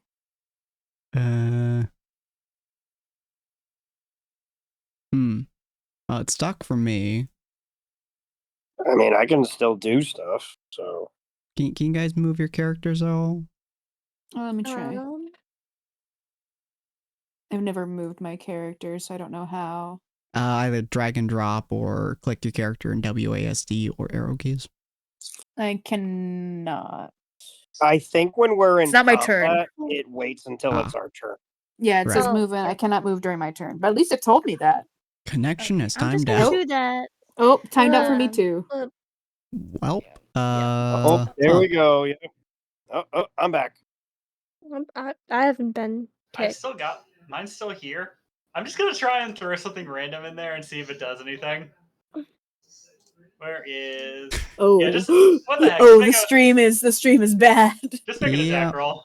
Nope, it's not. Yeah, I think I'm crashed. Excuse me 1 second. Let me refresh the page. Why did it die? What happened to you, It's not my baby? fault, right? Oh no. Man, this bad guy's really powerful. It's cold outside. Why does it always happen during battle scenes? I know, it's so annoying. What's so good during We're not even asking that much of the server. We really aren't. We weren't even doing anything special. I wasn't even using my special effects this time. Yep. Yeah, there's like, it's not like anything's moving. Can't even go back to my join screen. My join screen died. Oh, flip. Huh. Oh man, everybody know exactly what you gotta do. We'll continue the battle. I don't have any of my enemies. I'm not gonna lie, the only thing I was going to do is step in front of the rest of the group and then just proceed to hold action to what was it called? For chaos. The lightning chain. I wanted to commit mass murder. I wanted the fireball, but people were saying no. We don't want to light the game town on did fire. not appreciate the no. No, it didn't. That's what I'm thinking. While we wait for it to come back, I'm going to go to the bathroom. Entertain, I guess. I can do that. I'm a streamer. I can do that. I stream. You guys I have faith in you. No, don't go pee and hope this thing fixes itself while I'm gone. Yeah, no one tried to do anything with it. Let it go, so it takes time to like catch up with itself. Sometimes just leaving it alone will reset it. Okay. So hello, chat. I hope you have been enjoying what we have been doing so far. I hope you've been having a good time. Yeah. Yeah. I'm Chat. You're chat now? I speak for the Chat. trees. You speak Hello. for the trees. Hello. Welcome to the Broken Stream. I don't have speak where with we plants sit on down anymore. Where we sit down and listen to a random quacking of ducks. Let us find one now. Hey y'all. Hey y'all. Welcome to D&D Late Night. After dark. As Chat, I am disappointed by the lack of murder that Dakota Ryder has committed. No, you did good. Dakota did a lot of murder. Oh, Like- sweet. That's because Dakota has these pesky morals. Pesky morals. To be fair, Gelmar did stop Cyril from committing murder once as well. I know. Everyone- I know, so disappointed. The audacity. I'm starting to remember all the tales about paladins that use their good alignment to justify being an asshole. Meanwhile, I am Anita, back. welcome back. I'm back. Has everything magically fixed itself? We haven't looked No. yet. We're letting Shit. it sit by itself. You know To what? see Fair if Could enough. have run a fix. refresh. I've been trying to we'll leave, refresh. we'll leave it I be did for say that with another. no shade. We'll leave it be until the 40 mark. So, for now, what has been your guys' favorite moment so far? Well, we'll do a post game pre game section here. What are we including? Just like the whole D&D? Yeah, like the whole what was it, we're on 25 episodes The so entire far. campaign. What's been your favorite moment so far? What was stuck out to you? I don't usually have like favorite moments because my memory is so bad that I'll like remember something later that I liked more. I enjoy role playing in general, so I always enjoy when all the characters get to talk to each other, but I always worry that I'm talking too much. No. Like Honest- too talkative, fight more. This is definitely going to make the situation sound way more intimate than it actually was, but it was when Ania popped the question. Is Oh, Gelmar a dragon? about the dragon. Honestly, that was my favorite part too. Whenever Ania interrogates people, is everyone Gelmar, I have such an important question to ask you. Oh my god, is it time? Is it really? Are you really asking? Are you a dragon? Oh. Shit.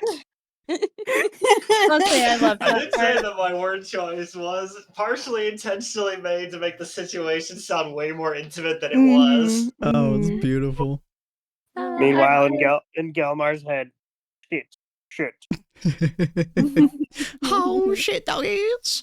But Cyril, really, though, Cyril, what has been your favorite part so far? What part, I should say, has stuck out to you the most? What really captures your interest here? Oh god,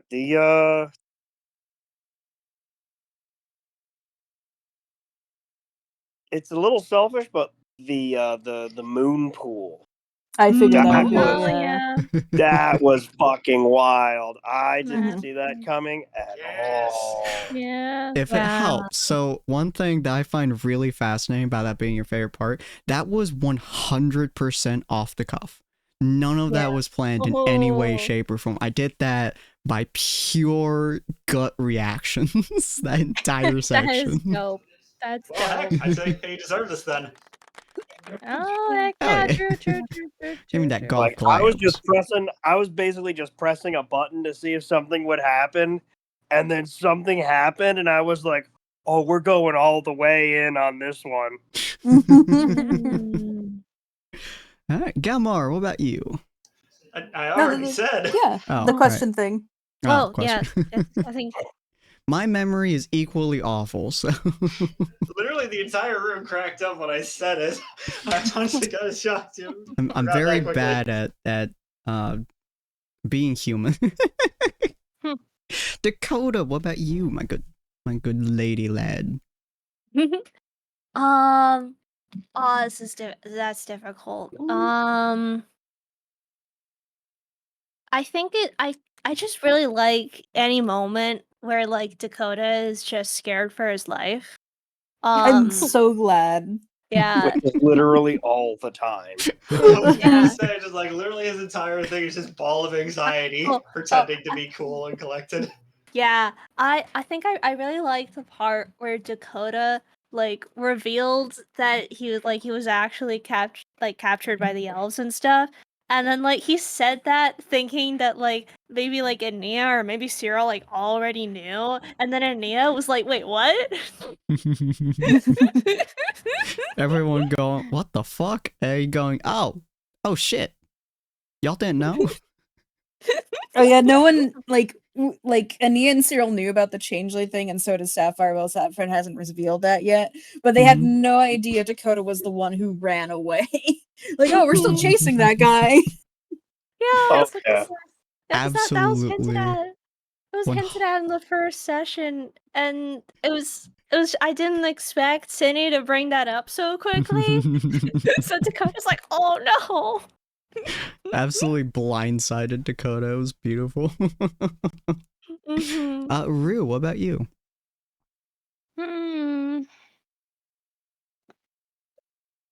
I had a few in mind, but definitely my new addiction, which would have to be Fireball. Fireball. You're a cleric, not a wizard. Oh man, I feel the pull though. I feel the pull. They're fucking you nuking the entire anime team inside of fucking Hunger for Dark. Jesus Christ. That just It needed to be done. I loved casting that spell. Yeah, I was so happy. I was like, I could do 2 more of these. They're totally done. Oh, I just got a Foundry server connection lost across my screen. Oh no, that's been happening for a bit. I literally out. I just got that. Cool. Yeah, I've just been hopefully that refreshing means the it's page for a bit. fixing. Yeah. Let me give it a try. Oh, thank you, Blitz. Let me give it a try real quick. I don't want to have to stop stream early. I might have to.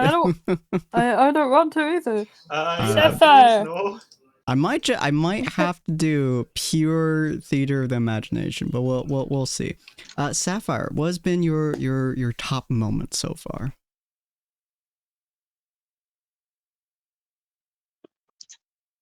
I like Ania. I can't say I have a favorite. Not because of my memory. I've enjoyed all of it. Aww. I'm glad to hear. Been very fun. I like having it when Sapphire kind of like just like still goes after the gossip each time. Goes after, follows the leader, follows Ania, and then she just gets the gossip. I love it. I liked when Sapphire gave the Dakota Rider book to Cyril. Yeah. That was the first funny. thing popped in my head too. Let's see. Always the moonlight flowers in the hair was always really pretty. That is very pretty. Well, since I guess we're still having to wait, come on, you son of a bitch. Again. Yeah. I designed that. This game. Yeah. I designed the moon goddess that showed up in Sapphire's dream that one time. Aww. Yeah. She redesigned it too, I believe. Yeah, so I think I actually drew another doodle of her at some point. Let's see if I can find that real quick. I have one suggestion, Sin. Try just getting on Foundry and go to your game from there, or check on the service. Could they be doing maintenance right now? Oh my god. It's possible. So the way that I do Foundry is it should be hosted from my computer technically in a way. I mean, my suggestion in that case would just be to reboot the PC, but that would kill the entire stream, right? Yeah. Well, so it's maybe so the way that my one works is really weird. Essentially, I made it run via Program My PC, which then it was actually more of a PowerShell thing. I did this like 2 years ago, but essentially went from there over to DuckDNS, which is a fun thing to use, which might actually be, maybe that's under. No, that's not under. Yeah, basically it's a free hosting thing. So it's being hosted over on a link. So it technically should never actually go down, which is making this confusing because it keeps doing that. And I don't want to have to redo the entire fucking thing because it takes forever to do. Although my friend Wazi is possibly planning to host it from his PC end, which would be very nice. Because that's what he does with his foundry. And then it would never break. Because he's awesome and does coding as a job. And I don't. Put that on him. It should never break, right? You're moving his shoulders back and forth. It'll never break. It's worked for 2.5 years, so it you know, maybe it's just feeling its age. Can you not just log on to Foundry? I mean, I guess still kind of hurts though. So Foundry doesn't have an online option, which is But super annoying.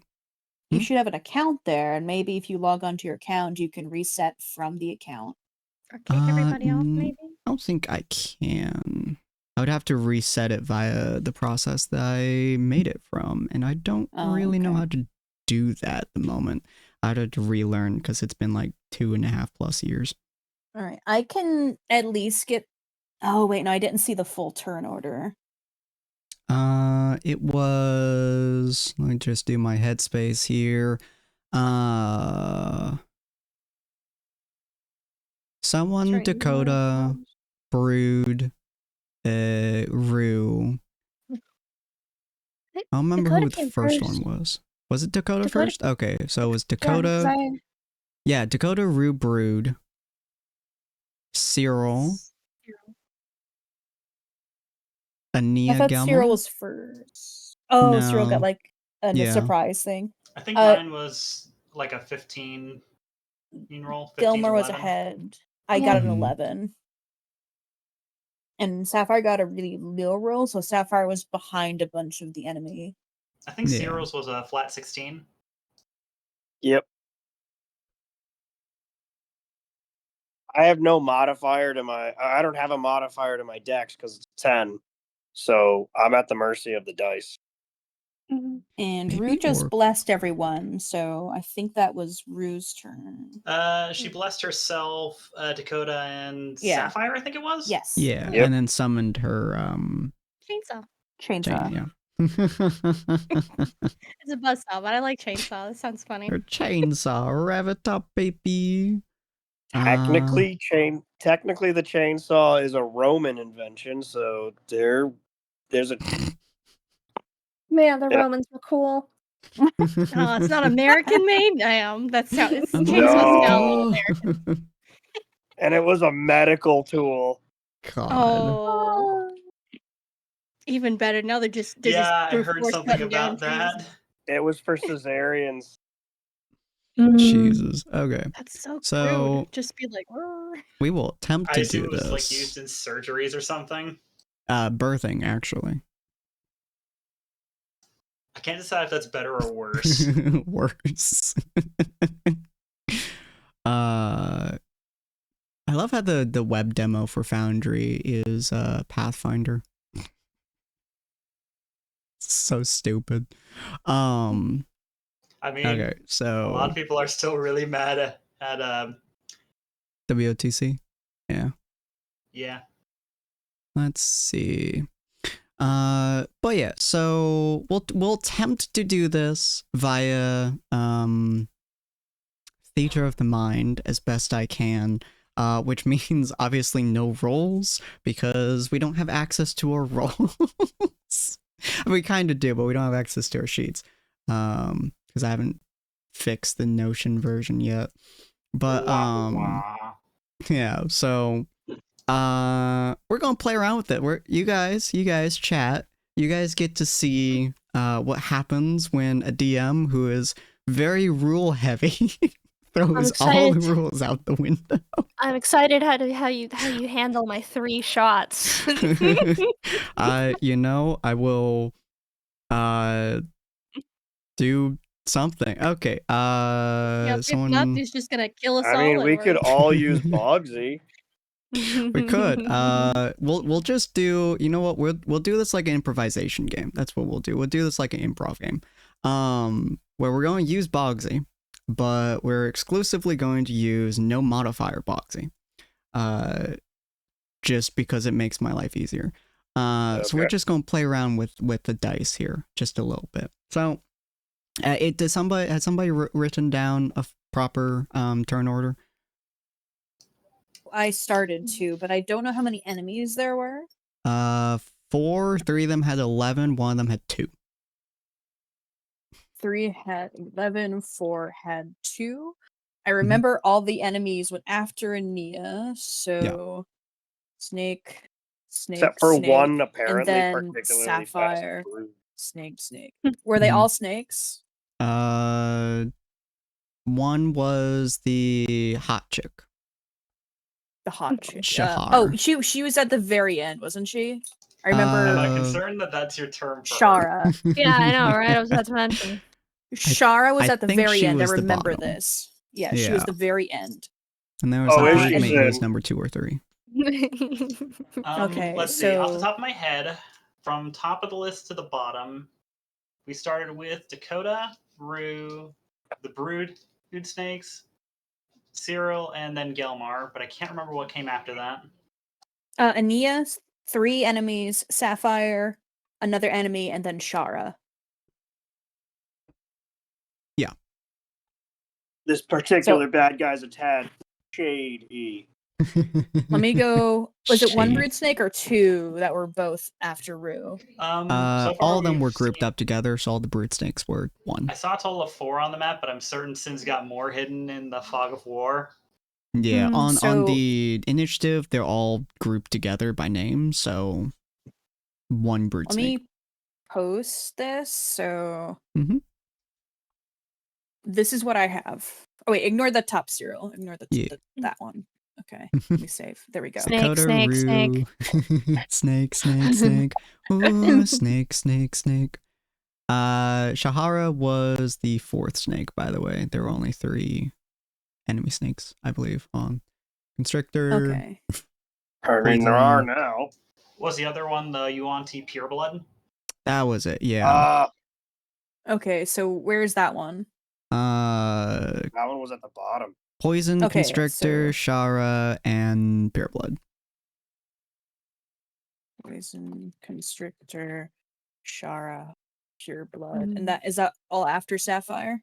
The Pureblood's after Sapphire, everything else is before. Okay, I can fix this one. And the order that the 3 snakes are in does not matter. Effectively, they're all the same turn. Don't worry, chat. We are working with what we have. Hacking, we got this. Is that correct? Snake, poison, Sapphire. Yes. Take away one of the snakes. Okay. And then you should be good. And we'll work with that. There. Okay. That should be good. Yes. So, and you guys can do your spells from memory as well. Obviously we don't have our spell lists, so feel free to do what you guys vaguely remember. We're gonna be hardcore improvising this shit. So we're gonna see what the fuck we do. So it would be, so Rue, you casted Bless on Sapphire, myself and Dakota. yourself and Dakota. So, yeah. It was the that third means one? you just adding like a D4 to whatever check we want to do, right? Effectively, yeah. Yeah. Was the third one Dakota? What? For Bless. For it was Dakota, it was Rue, it was Sapphire. Okay, cool. Yep. So, and then you summoned your buzzsaw / chainsaw. Cool. So that is, you can summon that within 30 feet of you. Where'd you like to put it? Is it closer to you, closer to the enemies? I want to put it right in front of one of the other poison snakes. All right, fair enough. If I can. This tiny, like foot-long poison snake, just giant buzzsaw, just sitting in front of it. Let it rip, bro. You're welcome. I'll be writing stuff down, so I'll try to keep everything tabbed. Is it .r? Feel free to roll a d20. We'll see what number you get. Is it .r to roll? Dot 1d20. And then then we'll just add the +4 so we don't have to worry about it. So that'd be 10. So I would say probably below 10 is worse, above 10 is better. You have a +1d4, so feel free to roll d4 as well from your bless. Sorry, dot 1d4.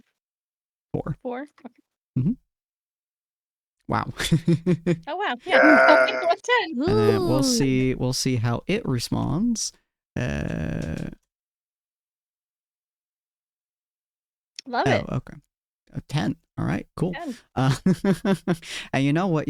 Let me do something real quick. Let me do something real quick. Open Discord in browser. Where is there's my Tyrant's Wrath dice channel. Do I have a section for dice rolls? I do not. No hidden dice rolls for you. Yeah, I don't think anything on here is particularly important. So, again, doing the best we can with what we got, which is not a lot. So, Discord dice, browser source. Actually, no, not browser source. I need browser capture. Oops, sorry. There it is. Browser game display capture. I don't have browser capture. That's annoying. Okay, fine. We'll do. Actually, can hold on. Discord. Can browser just take this and show it? Does that work? No. Okay. just had to make sure. Don't worry. This might take just a minute. Display capture. Discord. Display 1920. Ignore what this looks like. It's fine. And then we're just gonna do. See it all. Seal. We're gonna do that. And then we're just gonna shrink it down. Oh, Jesus. Okay, hold on. Gonna make it a little bit bigger. Shrink it. I don't need this much space. Shrink it down. And then I don't know. Good. Stendo. And then take that away. That looks okay. That's fine. Okay. So use the chainsaw on this snake. The snake is barely able to dodge most of it. And it attempts to do so. You shear through a little bit of the snake. It seems a little bit worse for wear for the most part. And then after the snake after Rue is the brute snake. There are a couple of them. I'm trying to make a mental map of where they are at the moment. This is shockingly difficult. And every now and again. There was one under Cyril. There was another one behind that. Right? Because there was two over by. There's two on both sides, right? Yeah. 2 on both sides. Yeah, so the other 2 on the opposite side haven't moved yet. Okay, so one of them is going to move back to Shara. The other one is going to attempt to attack Cyril. It'll be a D20 versus D20. Wow.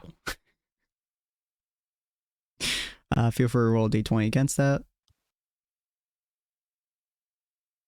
It's gonna be a net one. I think you can just do dot D20, maybe.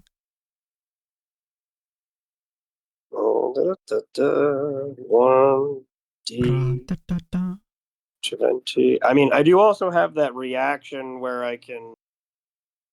I have that reaction with my shield where I can like bat the attack away and then attack them. Oh, that's true. That's true. Is that something that I'm allowed to do here? Yeah, feel free.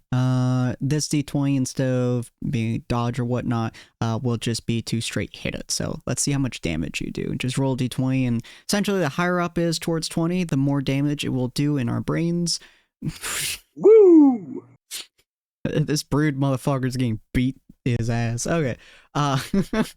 So you bat his oh yeah, by the way, the now that he's so because it hasn't been my turn yet, this guy has to he has to beat a DC 15 strength save to not be stunned. Jesus. Okay. Because I'm still doing stunning assault. Oops, that's a D29. Now I know you're cheating using D30s and shit.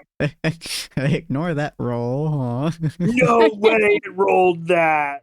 Ignore it rolled a 21. It's fine. God, it's just a fucking bare 10.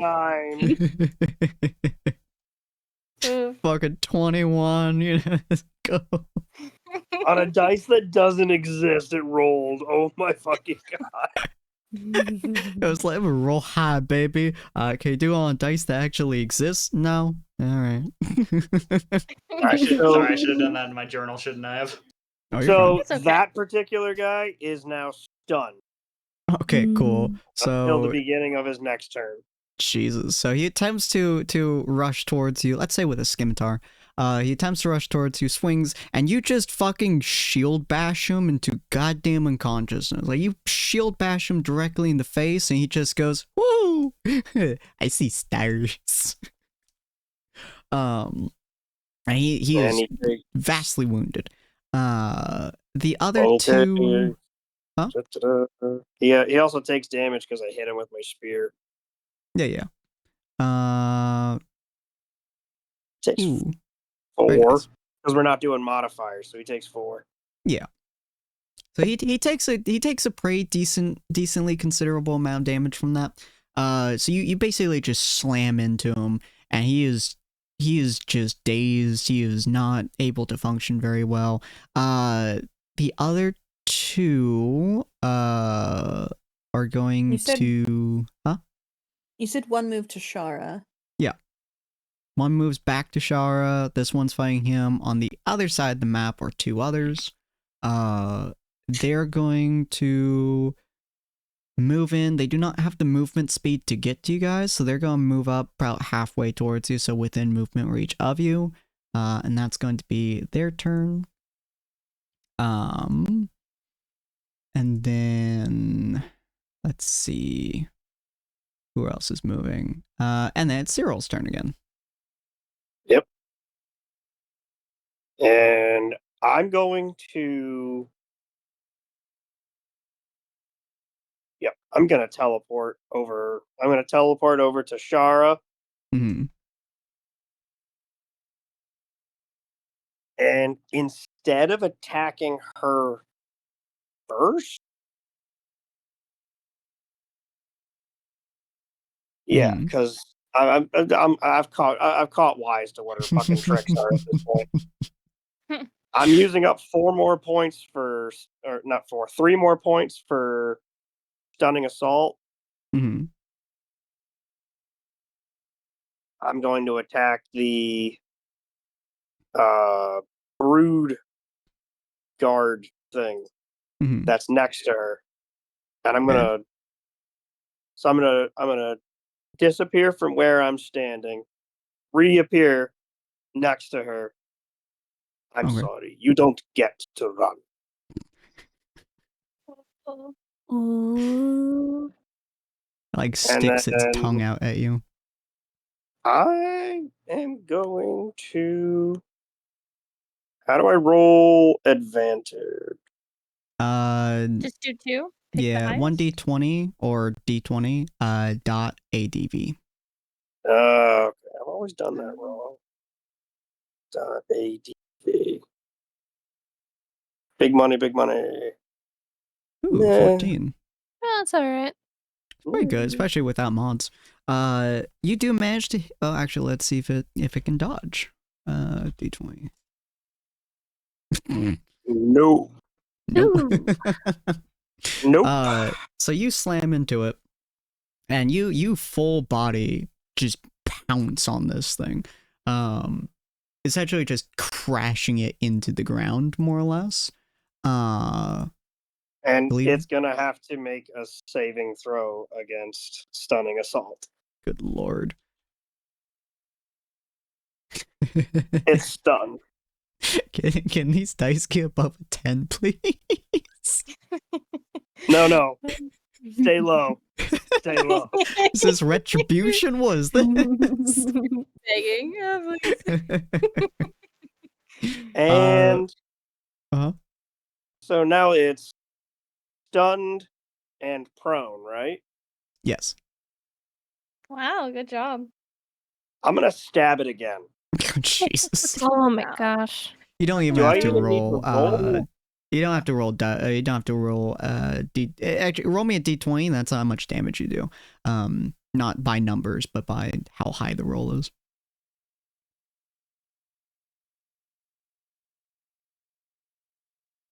Do 13. Ooh, pretty respectable. Whoa. You impale this thing, and you are not nice about it. You slam your spear into its side, and you see a gush of blood flowing onto the ground, as it's just twitching, unable to move. It's prone. It's paralyzed. It's fucked in every regard possible underneath you at the moment. She just goes, "Oh, what a poor creature." You've been the ones bumping in the night. We're here to bump back. Ania and Sapphire, if you guys remember your perception modifier, roll me a perception check. I'm pretty sure I have a +7. I also have advantage on perception checks, right? Mm-hmm. Unless it's a disadvantage. So yeah, this won't be a natural roll because it's taking away your advantage. Dot d20 +7 dot ADV. Dot ADV. Hot fucking damn. Hot fucking damn. Is that it? Our specialized. Jesus Christ. Is that a natural 20? That is a natural 20, yes. It's a natural 20 from you and a damn near natural 20 for Sapphire. Jesus. So you guys, as everyone's around you, it's fucking Cyril is far enough away that you guys can barely see him. Mostly just his staggering height is what is in front of you. But you can see him above a couple of barrels and stuff, but he's pretty damn far from the party. The rest of the party is still grouped up to a degree. Ania and Sapphire, both of you hear the chanting is getting louder and more direct.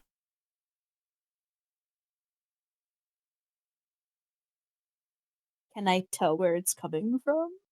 That's a good question. I will say, let me roll through my brain space just a little bit here. You are able to tell not its direction, but you are able to tell the chant is not for you. You've heard various types of chantings before. when it comes to chanting, most types of spellcasters who do chanting, they focus it either on one of two things, either on the person or on an area. If it's in the area, it sounds like this, where it's around you rather than on you, if that makes sense. Okay. If you would like to, you can roll an intelligence check to figure out what this means. Same with you, Sapphire. Okay. Do I have like a +4 or +3? I can roll a +3 just in case. I think it's a +3. Could be wrong. Okay. Ooh. So D20 +3. Yeah. God damn. So, Sapphire, you don't know a whole lot about chanting rituals or what any of this means. You're significantly more in tune with nature and nature-based rituals, which this is definitely not. Ania, on the other hand, you've read literally hundreds of books on the act of spellcasting, how people do spellcasting. I would assume other cultures, various types of spellcastings, and above and beyond what your nature-based society would have you read normally. One of the things that you do know from this type of spellcasting, I've now lost what I was. Oh, right, you're trying to figure out what it was. One of the things that you do know, if it is surrounding you and is not directly on you, the fact that she's not attacking, in fact, specifically that she is running away, but also keeping Cyril's attention on her, she is 100% trying to keep you guys more or less here. She's 100% trying to make it so that her ritual continues the way it is, and the fact that you guys are focused on her is what she wants. You can tell that as specifically from the fact that Cyril has now run towards her twice, and she is still within striking distance of him and hasn't hit him once, hasn't even tried to hit him, and she has a smile on her face. She is 100% baiting him to continue trying to charge her. Am I able to tell if she's luring him? She doesn't seem to be guiding him anywhere in particular, from what you can tell, based on body movements, based on direction and stuff like that. She just wants his focus on her. Okay. Ania is going to, and she's not whispering this, she's trying to get even Cyril to hear. She wants to keep us here. I don't know what she's doing, but there's some sort of ritual on the area. We need to get out of here.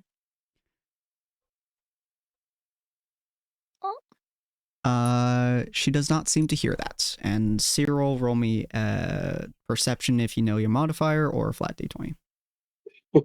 My perception is a flat d20. Fair enough. Roll me flat d20. Makes life easier. Yeah. Oh, Cyril does not hear either. Oh. Cyril hears nothing. Neither one seem to be able to hear you from this distance. The rest of you guys are quite literally bundled up together, so all of you hear Ania's statement. Can we not talk through the stones? You could. Oh, then I'm just gonna say, Leader, did you hear that? Something against stones? it. True, she does. I'll just call, like, I don't hear anything, so I'll call through the stones and say, Leader, did you hear that? There's Ania says that we're being baited to stay here. We need to leave. You hear back.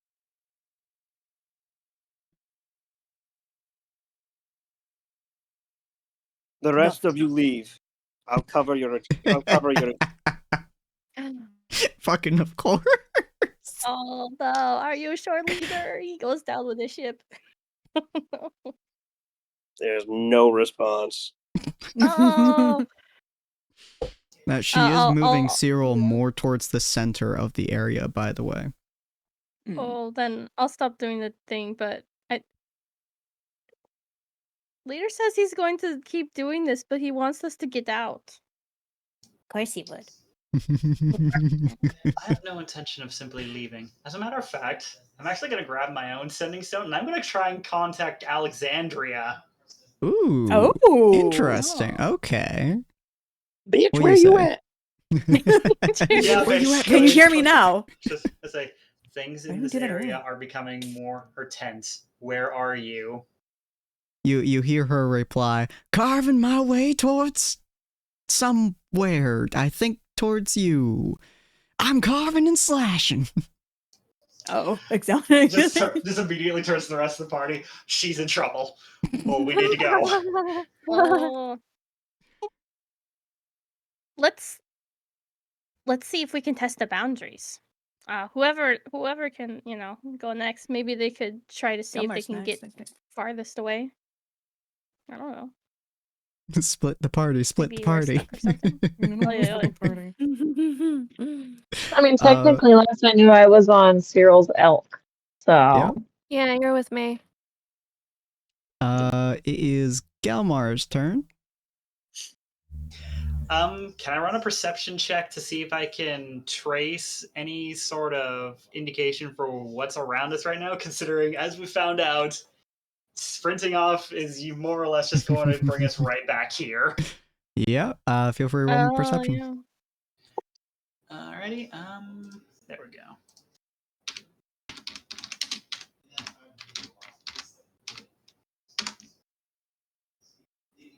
I don't think I'm getting much off of that. Looking around you, you can tell that behind you, leading away from the town, is not an illusion. That is leading out of town. When you look into town, it's weird. You are seeing duplicates of some houses, and then they switch as you're looking at them. It's almost like your brain cannot properly process what is and is not an illusion at the moment. I'm just gonna follow whatever the nearest party member's movements are, and I'm just going to end my turn there, honestly. Okay.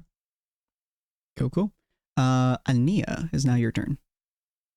Is there a house near us we can duck into? There is a house next to you. There are quite a few snakes surrounding it. You don't know exactly where the door is, but you could probably find your way in there. Let me think. I'm trying to remember the map. Mm-hmm. I can send the map itself. No, that's cool. That'd be nice. I think it's this. Damn it, the file. Yeah, fuck you. The file size exceeds it. Yeah, fuck, bitch. Oh, because it's 20 megabytes. Yeah, all right. Hold on. I have Nitro. You can. Oh, I don't know how you'll send it to me, but I can post it on Discord. I don't know how I can send it. Hold on. Let me see if I can turn it into a JPEG. That almost always shrinks its size. Size. I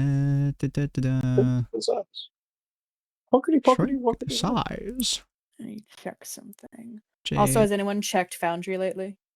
Yeah, I just ran it and it's still down. Still down, okay. It might be fully down. I might actually have to go and restart the entire thing. Damn. Which TikTok was only the beginning. I don't think you'll cause too many issues when I redo the entire thing, but because it is tied to my account. But yeah. So there you go. There's the map. See. Oh, did you send it? Yeah. Thank you. There's a house directly to your left that you guys can go into.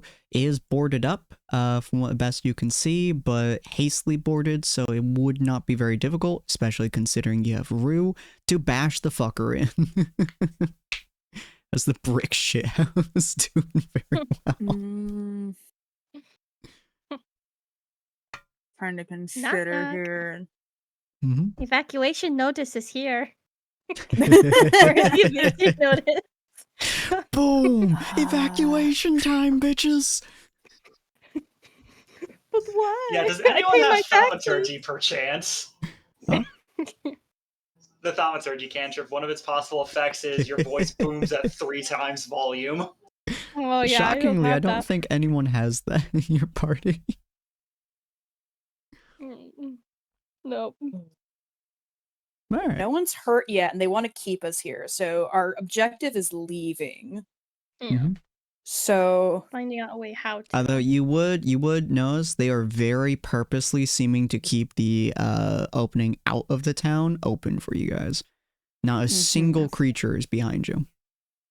And that's exactly why I'm fairly certain they Are just want there- to keep us away from the other cultists. from what I've noticed, I don't know if I just can't tell. There's no one blocking the direct way in, but they're blocking the sides. Yeah. They're blocking your way towards the sides of the town. Nothing is behind you, and it doesn't look like there's particularly anything in front of you in the center either. They're primarily staying on top of the houses, behind the houses, hiding behind the barrels and stuff like that, with the exception of Shara, who is moving towards the center of this picture. Right. With Cyril. And let me I'm going to ask a question. If Ania turns into a black bear, can any of the other party members use her as a mount? Yes. You can mount any creature so long as it's at least one size category above you. Oops. Okay. One size category above. Fit to screen. Oh god. Stretch to screen. And then shrink. Oops. So they are coming from the left. Cyril's already done like tons of damage to the right.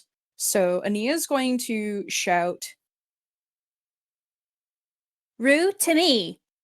We're going to the right." And she's going to turn into a black bear. And can I delay the rest of my action until I grab Rue and then charge to the right? Yeah. Okay. I haven't moved, so you could probably. Can I use my move action with her? Yes, you could use your move action with her.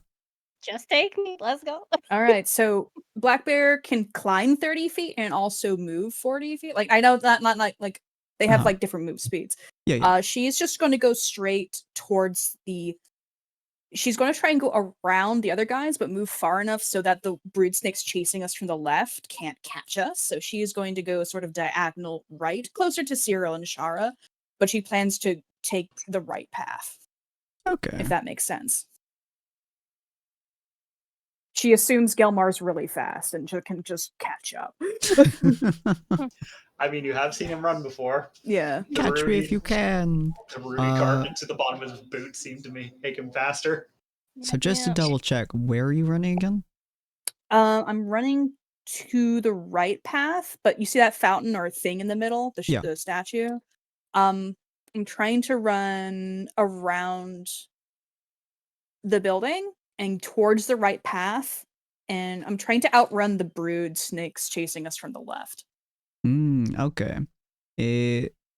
Just so you're aware, if you do that, you will be on a collision course with Shara/Cyril. Okay. I don't want to get like within threat distance, but we are like going past them. Okay. So you're trying. Okay, cool. Yeah. So you get onto. If there's enough room. Yeah, there would be. That's like a 60-foot gap, I think, between the buildings. Yeah. So it's a pretty sizable gap. So you get Rue onto your back and you start charging your way down there. Giant bear. Giant Black bear. Not that. Yeah, not that giant, but is a bear. Studly bear. At least. We are going to say, yeah, we're going to go with, there are a couple of serpents around. The small ones that are around that you will have to pass in order to get there. Roll me either Constitution save or D20, whichever one you I'd recall. rather roll a D20. Although I think I use the. Do I use the bears? I guess I can just roll a D20. You would. Roll. Oh, wait, just do .D20. Mm-hmm. Oh, don't fail, please. Okay, and then this is for most of them trying to bite you. We'll see how successful it is. Okay. Oh, thank goodness. Sometimes Big bear Boxy, suddenly. I think, hates me. Yay! I think we found a dice bot that truly hates me. Bro, I remember Bogsy just having nothing to do with being awake early. Fucking hates fucking early mornings. So you managed to dodge. It gets kind of close a couple of times, but you managed to dodge most of the snakes trying to bite you, and they're very clearly like trying to bite you. God damn. And even with your big ass size, you see 3 different arrows streaming down towards you. Roll me a dexterity or a d20. Let me see. I had the bear up, so if I'm with her, can I help her to try and knock him out? You can, yes. You'll give her advantage because you're a shield. Yes. Okay. So Dex is +0, so I will just roll a d20, and I do d20. And how do I do the advantage? .adv. .adv. Wow. Ooh, I needed that. So it's not a whole lot. Most of the arrows Rue is able to block with her shield. A couple of them slam into your side though, so you have like 2 arrows that are now sticking out of one's in your hindquarters, the other one's like in your shoulder. It doesn't stop you in the slightest, but it does hurt like a bitch. Okay. So I think that's just you moving. Oh. Yeah. And you do run right past Cyril as well, with now 2 arrows stuck inside of you. Oh, do I have that ability that Gilmar taught me long ago? Interception? That's Cyril. Protecting, Interception. I believe you actually had that. I believe you actually successfully learned the skill on your first training session. Yeah, roll me a d10. Yeah. A d10 plus your proficiency. That's how much damage you reduce it by. I think it's 3. Dot 1 d10. Either 1d10 or d10. Okay, plus 3. Yeah. Jeez. And also my ability. I don't know. Let me see. D4. 1d4. So effectively, the arrow, like, it nicks her, but you manage to grab it out of the air. You grab one of them out of the air. As it like barely nicks her, the other one does solidly sink into her shoulder. But you literally grab the arrow out of midair while like blocking 2 of them. And do you do anything with the arrow? Do you put it in your bag or throw it to the side? What do you do with it? Can I look at it? You can Is totally it, like, look at it. Poisoned or something? The tip has a slight amount of poison. Yes. Uh-oh. Well, I'm gonna keep this so I can look and examine it a little later. Smart. I'm just gonna keep this. I'm just gonna lick it as we go. No. This is the highest, most deadliest poison of all time. Lick. Damn. Yum, yum, yum. I mean, technically you can drink venom, so... Yeah. That's hardcore if a cleric did that and healed themselves after. Paladin goes, this is the deadliest poison. Lick. Fuck, cure wounds. Alright. Deadliest poison. Lick. I need to stop doing that. Just watch the monks just going to grab and just down the entire bottle because they don't care. Full body immunity to poison. Alright, so you run past Cyril. Do you do anything else with your turn? So I never actually turned into an animal before. What can I do? I believe the animal has its own stat sheet. Oh yeah, it does. You get to Let me keep your mental stats though. Yeah. Okay. So multi-tack, bite, claws. I'm trying to stay away from things though. Am I near anything enough to hit it? Not really. Well, I mean, there is the brute that is paralyzed and prone that you will be running over. I don't mind smacking it. I also do get keen smell. Uh-huh. I get advantage on perception checks that rely on smell as a bear. Ooh, interesting. You could, in theory, use that in order to navigate, like some dogs do. Yeah. Okay. I just don't have any smell to latch onto yet. Fair. So roll me a d20 plus, roll me d20 at advantage, just for the amount of damage you do to this poor bastard. Just a random bear mauling them as they run by.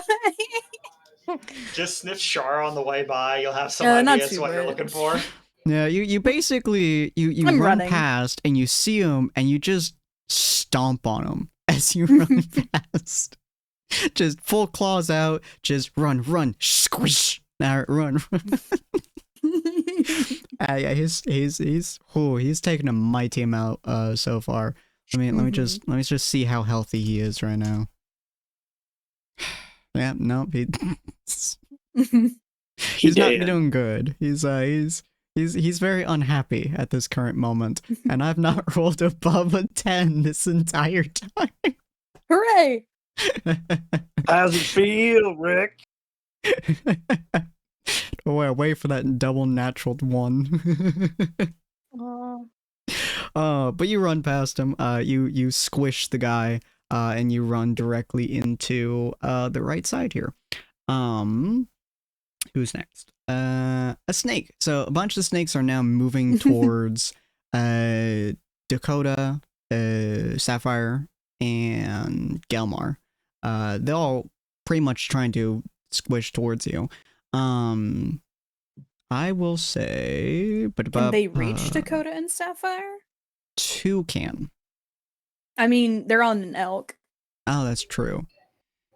There is a constrictor snake in there. They're about 5 feet tall. They can jump and latch. Yeah. So 2 poison snakes will try to go for Gelmar. A couple of the bigger snakes will basically try going for Dakota and Sapphire. I'm just gonna roll 2 d20s. 1 for the poisons. God fucking damn it.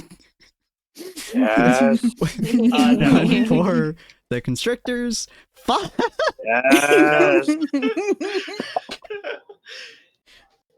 Hey, all 3 of you roll d20. See if you can get below a fucking 6 or a 7. Is this a particular check or? Nah, this is just to see whether or not they can do. Are you kidding me? Yeah. Oh no. Oh no. Bogsby, you comes in fucking clutch. Thank you. Just something false sense of security. No. So Dakota, you pistol whip the fuck out of one of them that launches up towards you. Unfortunately, you pistol whip it into Sapphire. Oh, sorry, miss. Not used to having people behind them. Yeah. Just a lone wolf so Sapphire, like you get a couple of snakes jumping onto you. They're very small, so they're not particularly difficult to deal with. But they do start nicking you across, especially with your leather armor. So blood just kind of starts spilling onto the ground before you're able to basically grab one and just fucking yeet it with the force of God directly into a wall, and it does explode into the wall. Oh. Wow. They're very weak. But I can imagine the 2 snakes trying to bite the crap out of you is not pleasant. Gelmar, I need to find something. You have 2 different constrictor snakes that both 5 feet tall, which both just slammed into you at the same time. So Did I they seriously both never marked down this one. Where'd it go? Hmm? I had a combat maneuver I wanted to use here. Ooh, absolutely.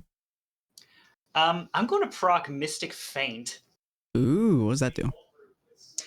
I get to subtract their... Oh, wait, no, that wouldn't even save me. What the heck? It lets me subtract their roll by a d4, and then proceed to switch places with the attacker. Oh, interesting. If you didn't roll natural 1, I would let you do that. Yeah, fair. But yeah, these two constrictor snakes jump on top of you effectively. They both wrap around you, pretty much restraining you. The weird thing though is their tails are sharp.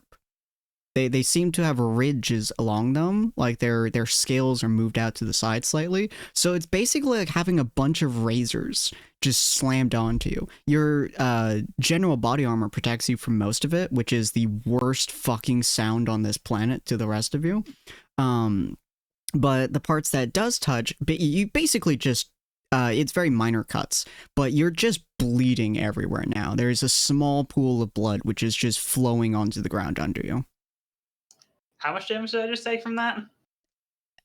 Probably not a lot. Let me roll d20. This is not the statistical damage, but... I did actually copy down how much health I have left. Oh, okay. In that case, we'll do... we'll do a d10. Take 8 damage. 8 damage. Okay. Yeah. So it's a very small pool of blood, but it's a pool of blood that is just seeping onto the ground. Many of them are superficial cuts, so basically just slicing into your skin, nothing deeper, but it is making you bleed heavily. Who's next? Sapphire! It's now your turn. Alright, so...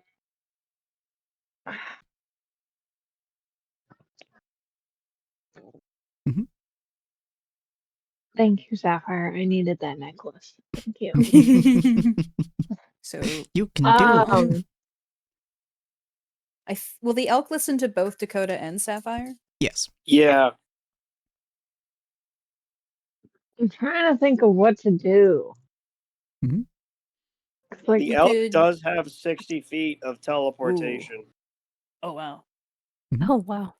So you can make you and Dakota run away. You can do that and snipe one of the snakes, which is currently on top of Gelmar, if you'd like to.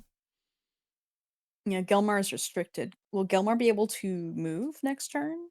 He'll have to do an action Under to... restriction? No, I would have to physically get these snakes off to do that. Yeah. What about your, wing thingy? Can't you use that to, push them off?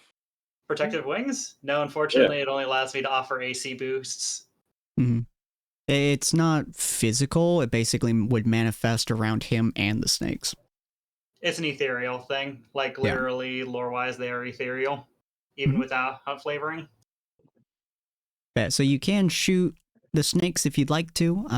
You can do that on top of using the elk to run either after Ania, or you can do straight forwards. You could try shooting Shar or Shahara, who Cyril is currently just bloodhounding. There's a couple archers on top of the buildings that you saw shoot a couple of arrows towards the bear. You can also shoot them if you'd like to, or attempt to. Okay, I think first off, I will help Gelmar. Okay. And shoot the snakes. Cool. So I'll have you roll just 2 flat d20s, just for ease of access. You don't want me to do the bow? Actually, yeah, that's a good point. You do have your attack here. Yeah, feel free to do your bow.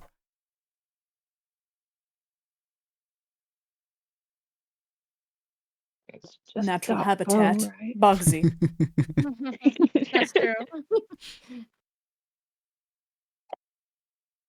Who's she attacking? The 2 snakes that are currently surrounding Gelmar. Oh, sweetie, it's okay. Okay. Mm-hmm. So,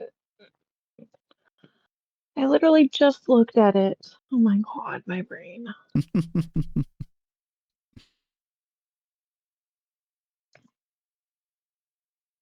Okay, there we go. That's what it is. Hi, sweetie.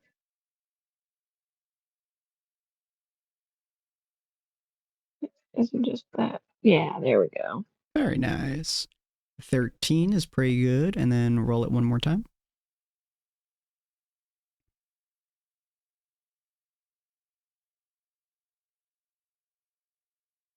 Ooh, hot diggity damn.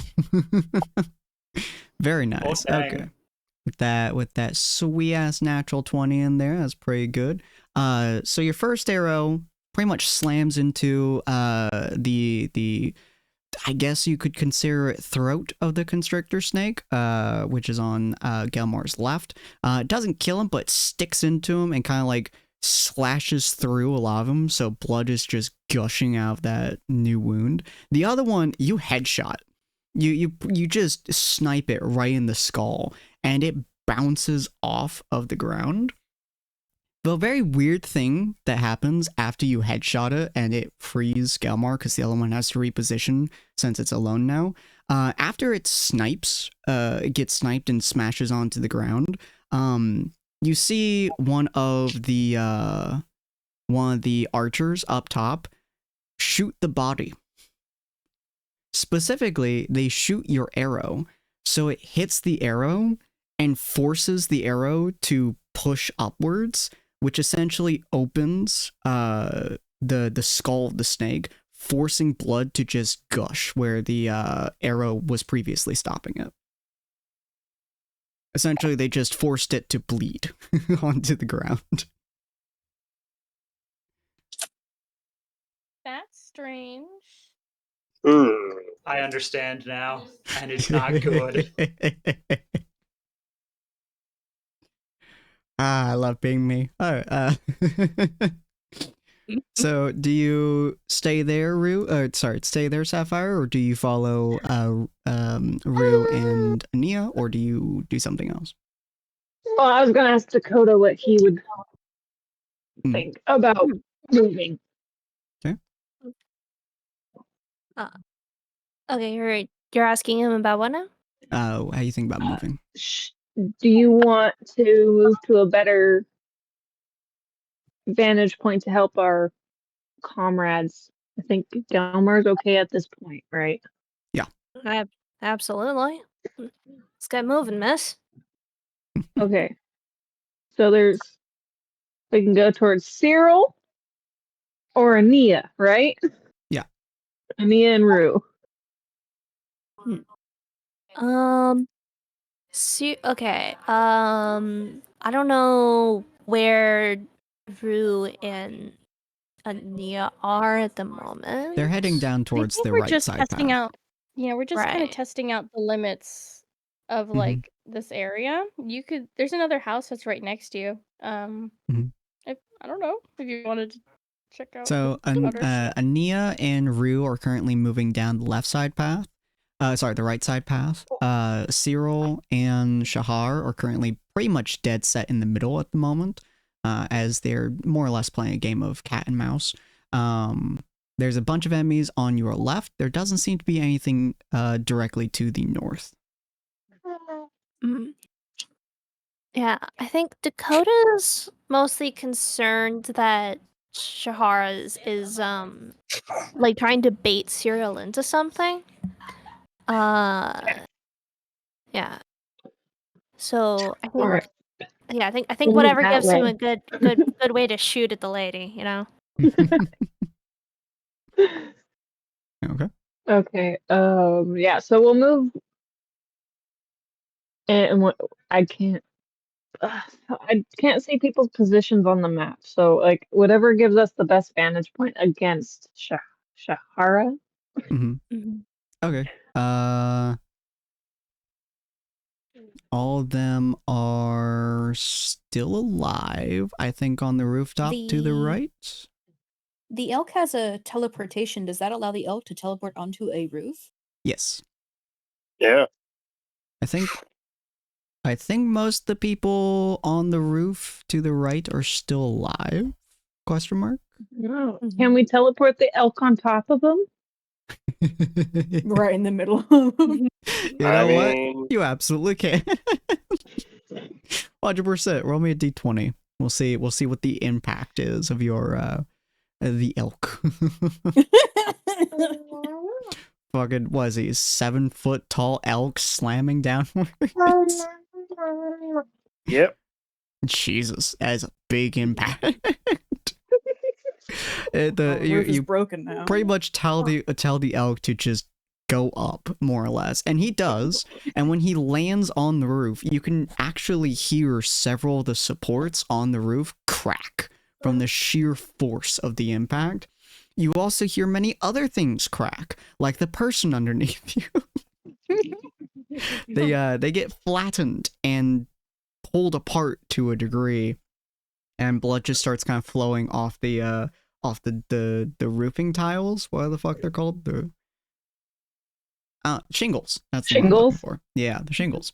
And you see most of the other people are up there, which is not a lot. They immediately back the fuck off the roof. They see it gets squished and they go, "I'm done." And they Please tell me that was a back. Yuan-Ti, not a townsfolk. It was in fact a Yuan-Ti. Yeah. Thank God. It was the one that was having a bow and trying to snipe Cyril. It just got eviscerated by an elk. So now it's Shahara's turn. So you see her, she's more or less toying with Cyril, as Cyril is trying to get closer to her, but she is keeping pretty much the same distance from him, even as he teleports. She basically, for some reason or another, every time he teleports, she turns to look at him. And I'm assuming, Cyril, with your knowledge of, your training and everything like that, someone looks at you when you teleport, I assume you back off just slightly so they don't stab you. No. Really? Okay. No. Okay. Ooh. Wait, what's happening? Cyril's staying right in melee. Okay. So, ooh, interesting. Okay, roll me a d20. I mean, melee is like 10 feet. But... Yeah. Roll me a d20. God fucking damn it, Box. Let me be cool.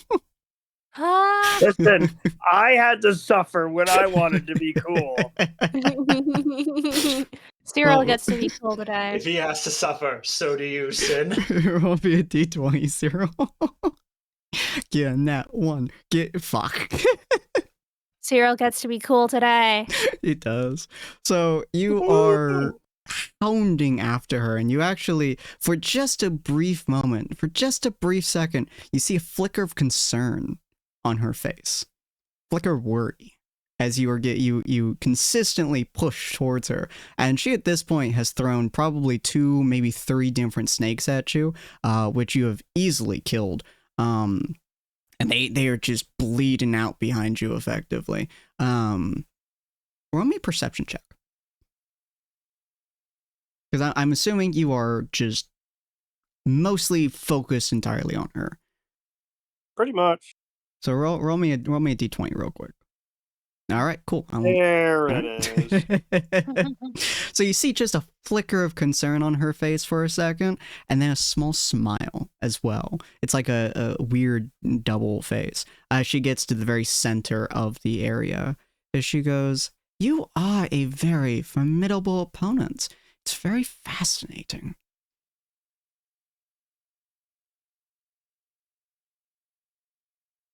Why don't you come a little bit closer?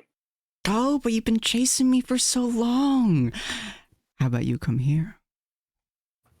And then you hear her do the same thing she did to Rue. She holds out her hand, and she gestures towards her. "Come here, pet." Roll me a...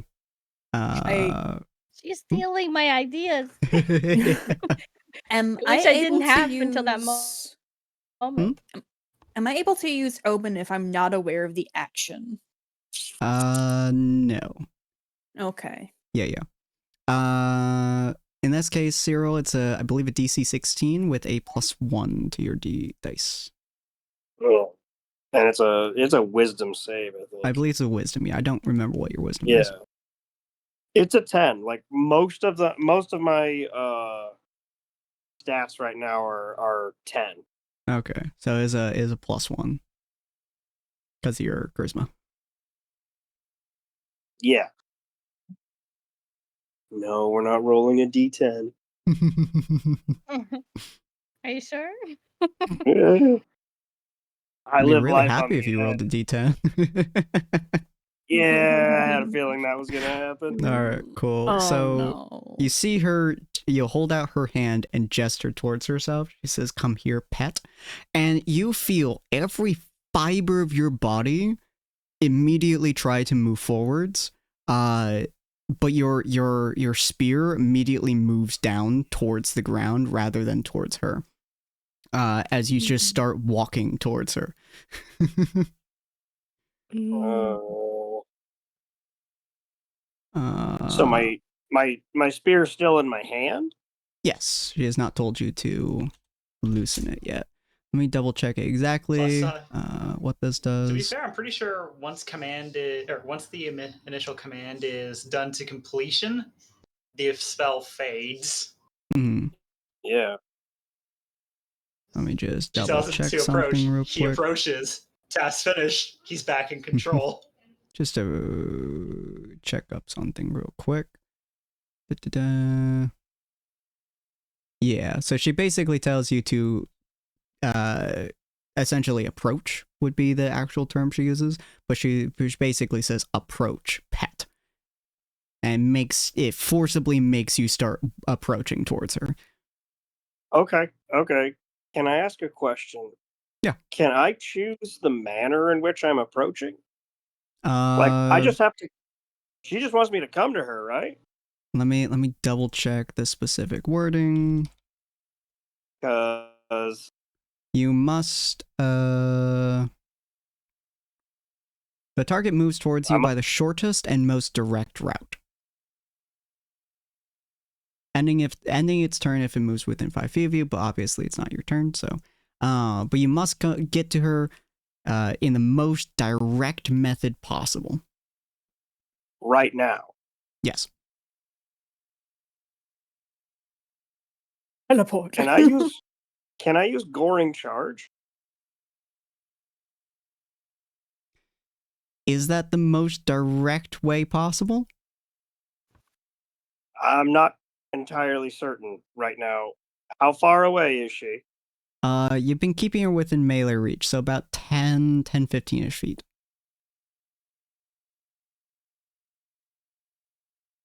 So if you can think of a more direct way, then you have to use that. Otherwise, Goring Charge would work. Teleport. Technically, teleporting would be kind of sort of more direct. I've already used teleport though. I have to wait until my next turn before I can use it again, I think. Ah, in that case, yep, Goring Charge. Okay. So she tells me approach, and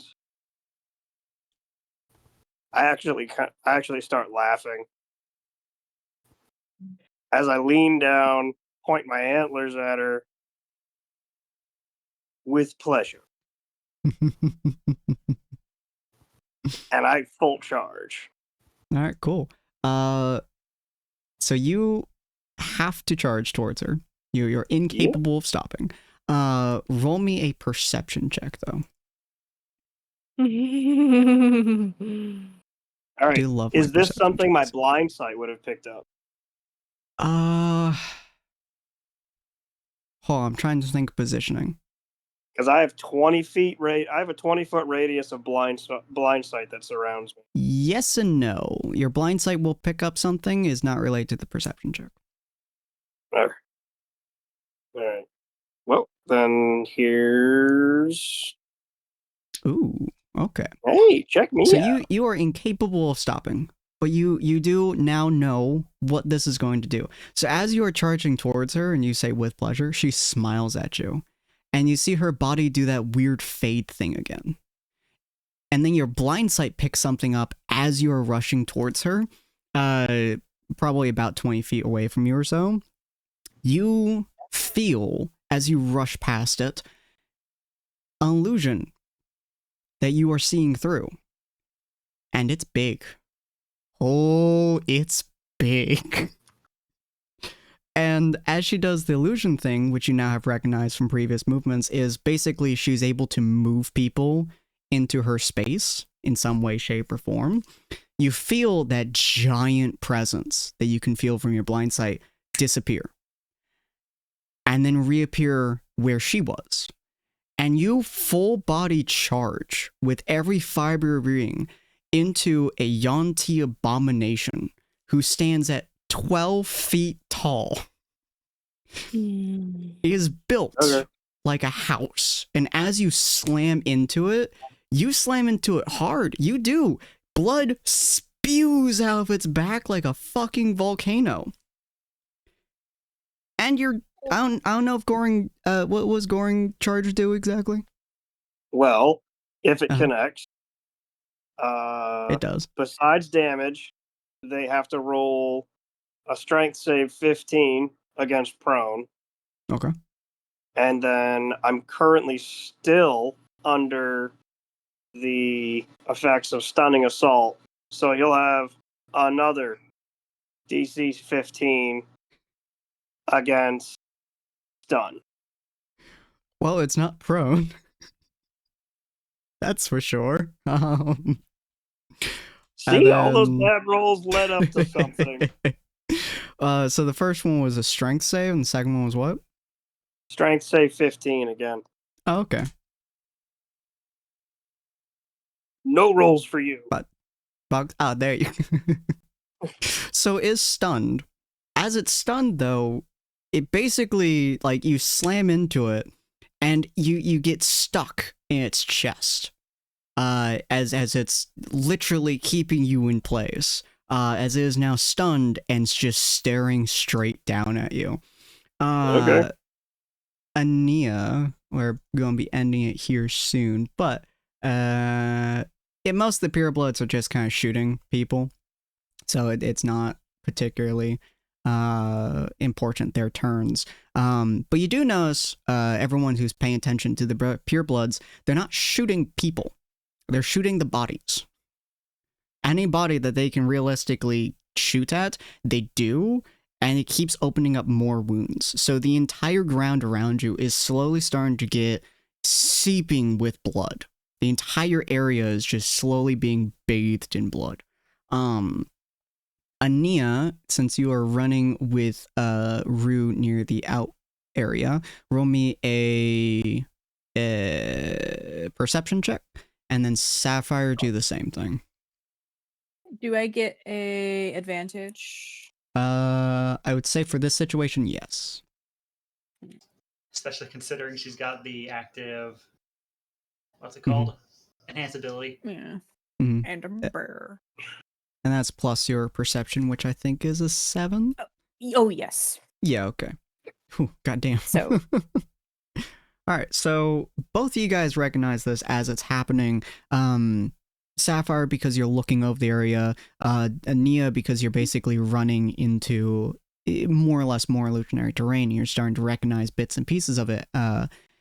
The chanting starts to fade slightly as you're moving away from the center area. And as you look back and you look at the ground, and Sapphire sees the same thing, the blood is glowing. Sparkling. Especially with the distance that you have moved to, probably 20 some feet away from the edge of this map. You see this slightly differently than Sapphire and Dakota do. You are actually seeing the blood shining, while Sapphire and Dakota are only seeing it glitter. Is it shining like a certain pool of water was? Don't remember how I phrased that pool, but I will say it's shining super brightly, possibly more than the pool was. Okay. Got it. Yeah. So for this section, mostly because we're running out of time, I'm going to because I don't have my fucking map. I want it back. I miss Foundry. Just slap the token on screen. We're going to go like this. I'm going to look at the player list here. Nia, Cyril, Dakota, Galmar, Rue, and Sapphire in that order. I'm going to ask you guys, what are you doing in this exact moment? Immediately after I say what Shahar is kind of doing. And then we'll probably end it there since we don't have too much more time. And hopefully I'll be able to get Foundry fixed. Yeah. So Shahar, you guys can hear a laugh from her as she essentially starts to fade into the mist and stuff like that. And specifically Cyril hears in his head, "You are a fun one to play with. So cocky and arrogant. You will make a fantastic sacrifice." And then she kind of disappears into the red mist. Ania, you don't hear that statement specifically, but you do hear her laugh, as well as everything, the ginormous Yuan-Ti abomination appearing in the middle of the town. A lot of the Yuan-Ti are shooting the bodies that have fallen already. The blood is shining spectacularly around. What do you like to do? Do I need to give like a brief statement, or can I look at something first? You can look at something, but obviously briefish. I want to see if the blood pools are shaping into a sigil or part of a larger sigil. Ooh, interesting. Roll me a perception. Yes, I'll do it. Advantage? Yes. You can't quite tell, but it does look like the blood is either moving or seeping into the ground. You can't quite tell. Okay. Ania is continuing to run to the right. She's trying to stay near to a house wall so she can maybe get some tactile information to avoid being illusionified.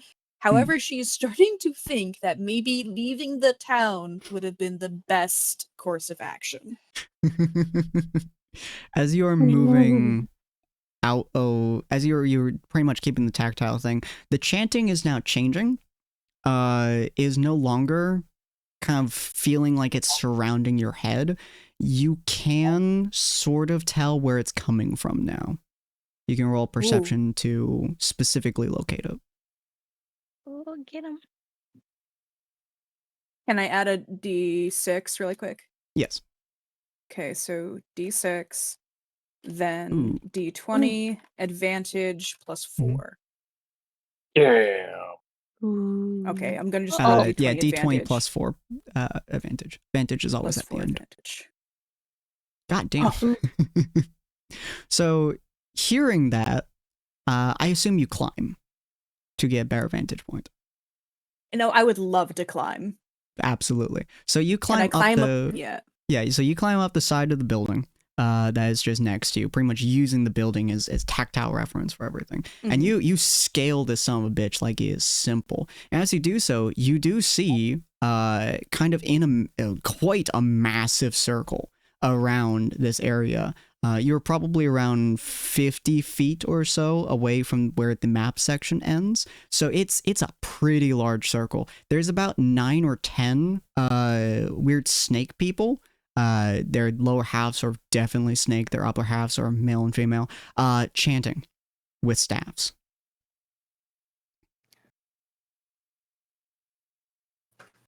Got it. Yep.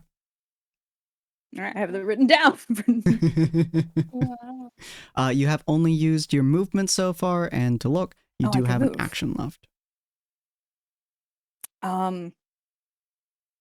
Is this like toward the center of town?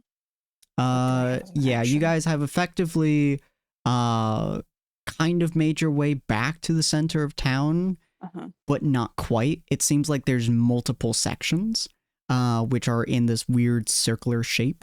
One near, obviously, where you guys entered, this one on the clear opposite side of the map, and one in the center. This one seems to be where a lot of the sigils are kind of going out towards, though. Okay, I don't think I can... Oh, don't think I can do anything as an action because I can't cast any spells as a bear. Mm-hmm. Is that correct?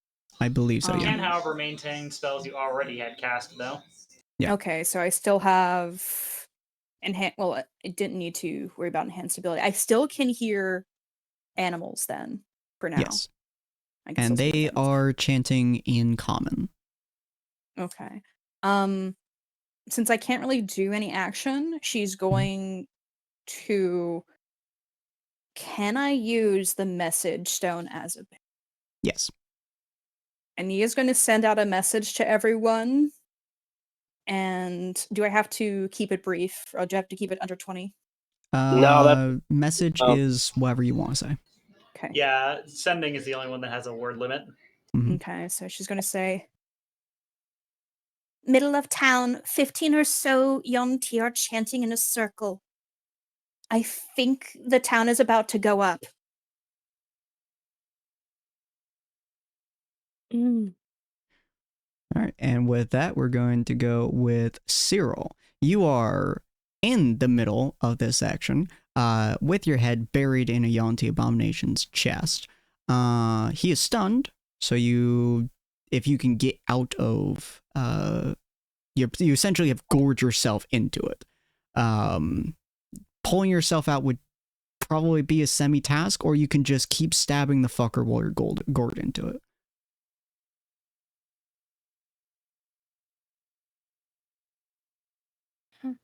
So she's gone. Like gone, Yeah. gone. She's just straight up disappeared. You can't feel her in your blind sight or anything like that. It seems that she did what she intended to do. That's not Fucking great. the creature. It succeeded against its prone roll, so it is still standing and you are buried inside of it. Right.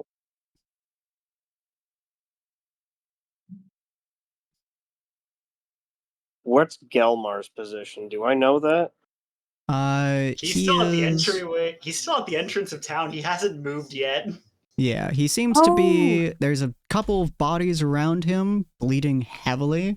He appears to have some blood running down from what you can see, which is not a lot, but he seems to be perfectly fine. He could see me. Kind of.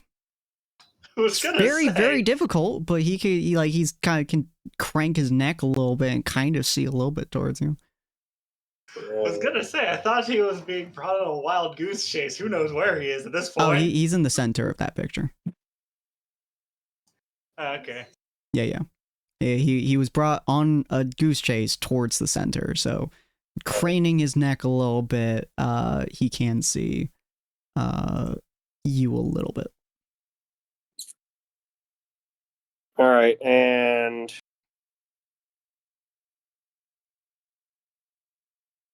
I can't just push Cyril out of the square that we're in because it's the whole town that's going up.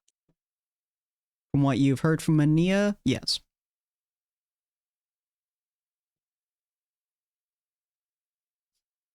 Can I ask really quick?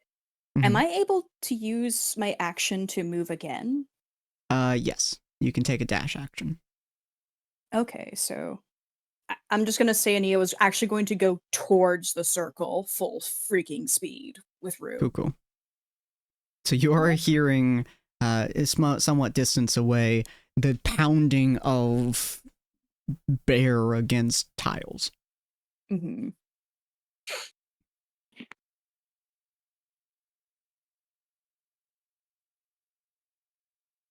I'm trying to think here what I have available to me. I feel. How much of a like how much of an issue would it be for me to get out of for me to extricate myself from the creature?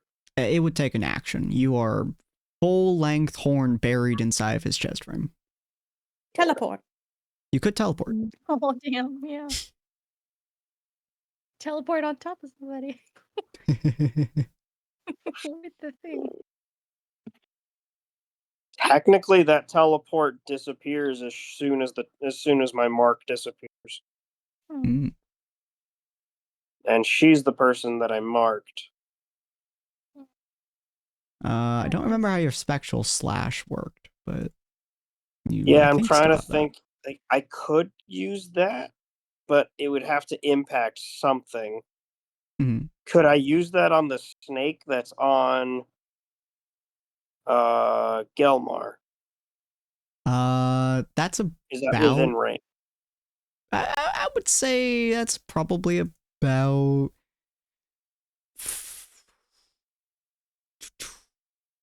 I think that's like 40 or 50 feet away. Yeah, it doesn't move that far. There are a lot of different bodies around you, though. They seem to be intending to have a shit ton of dead bodies sprinkling the ground around you, so there are more than a few corpses. I mean, I guess if you're okay with it counting on me impacting a corpse with it. Yeah.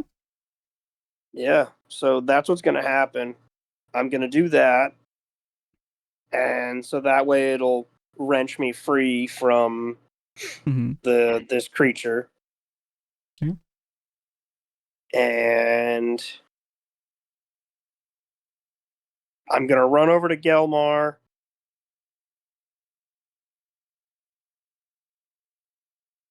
And I'm going to just stab the snake through its head. Okay. And we got to run. You essentially full body slam the snake into the ground, and you practically split its head open from the sheer force of the impact into the ground. Dakota. You're on top of the rooftop with Sapphire on the elk. You roll me a perception check. Perception. That's easy because Dakota's is also a flat D20. You have a much harder time with this, but especially with Ania's statement, looking around, you can now see maybe 2 of the mages who are chanting, and it's like blurry almost. So I see mages, and I see them doing a bad thing. From the sound from what Ania said, 100% bad shit going down. I'm shooting the mages. I'm shooting the mages so hard. All right, shoot the mages. I don't know what your modifiers are. I think it's a +8. Yeah. Not using sharpshooter with it. Okay. Since they're mages, you severely doubt that they will have good dodging. Yeah. So you just do... I don't think they're going to dodge. Probably won't. Dot D20 +8. +8. 15 will work. And then one more time. One more time? Yeah. I'm not shooting 3 times? If you want to shoot the same guy 3 times, I assumed you were shooting a second guy.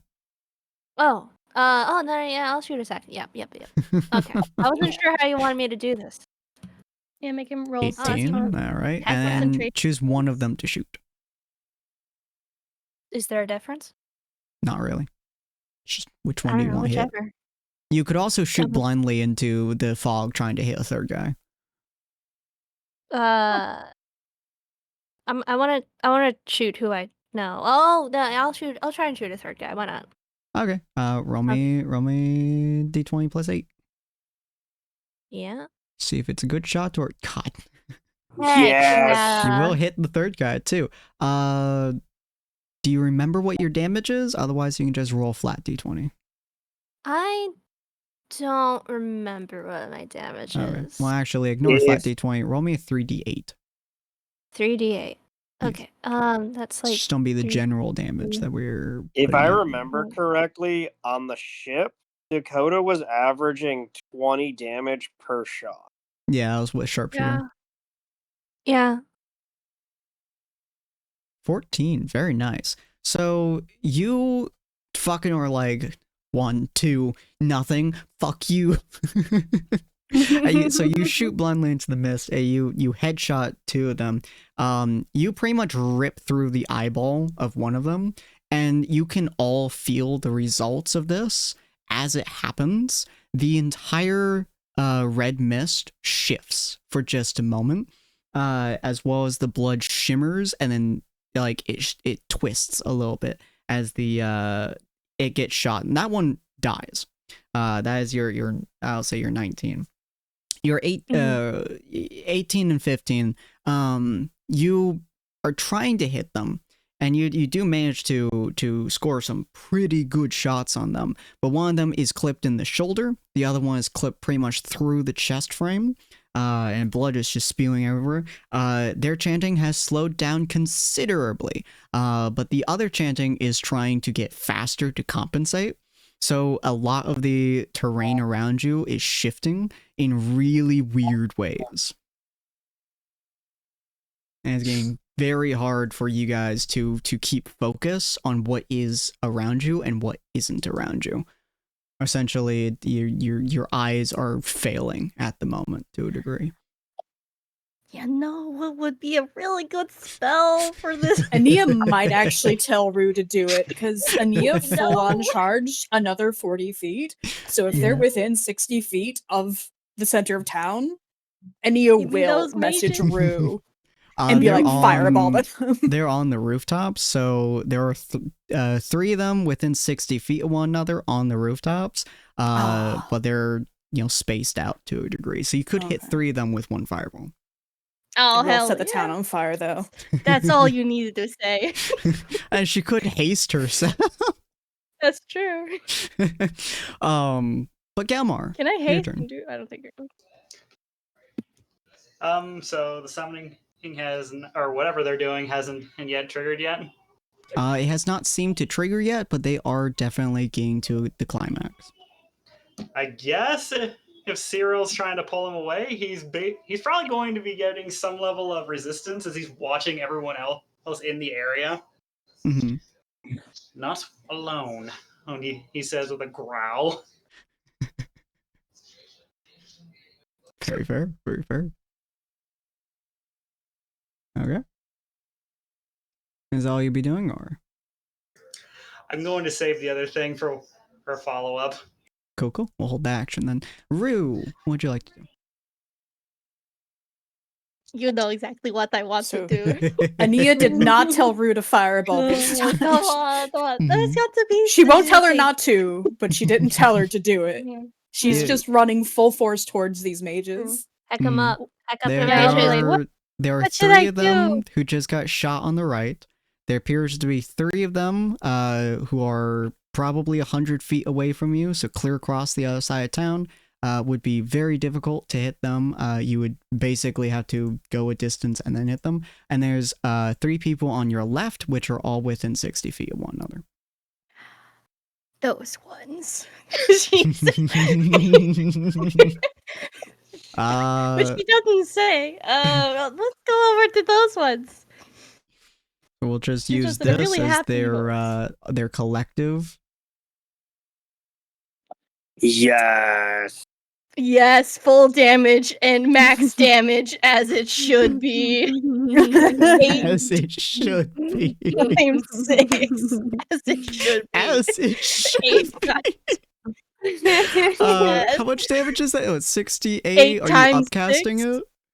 Hell yeah. Oh Yes. god. Oh, All right, no. 4th Messed level them up. fireball. So 7d8. So 8 times 7. To pull out my calculator here. Wait, 7. Wait. Because you're upcasting it, right? Wait, fireball is 8d. Is 8d6? Yeah. Oh, okay. So that'd be 9 times Let me look it 6. 9 times. So that'd be 54 damage, I believe. Yep. Yeah.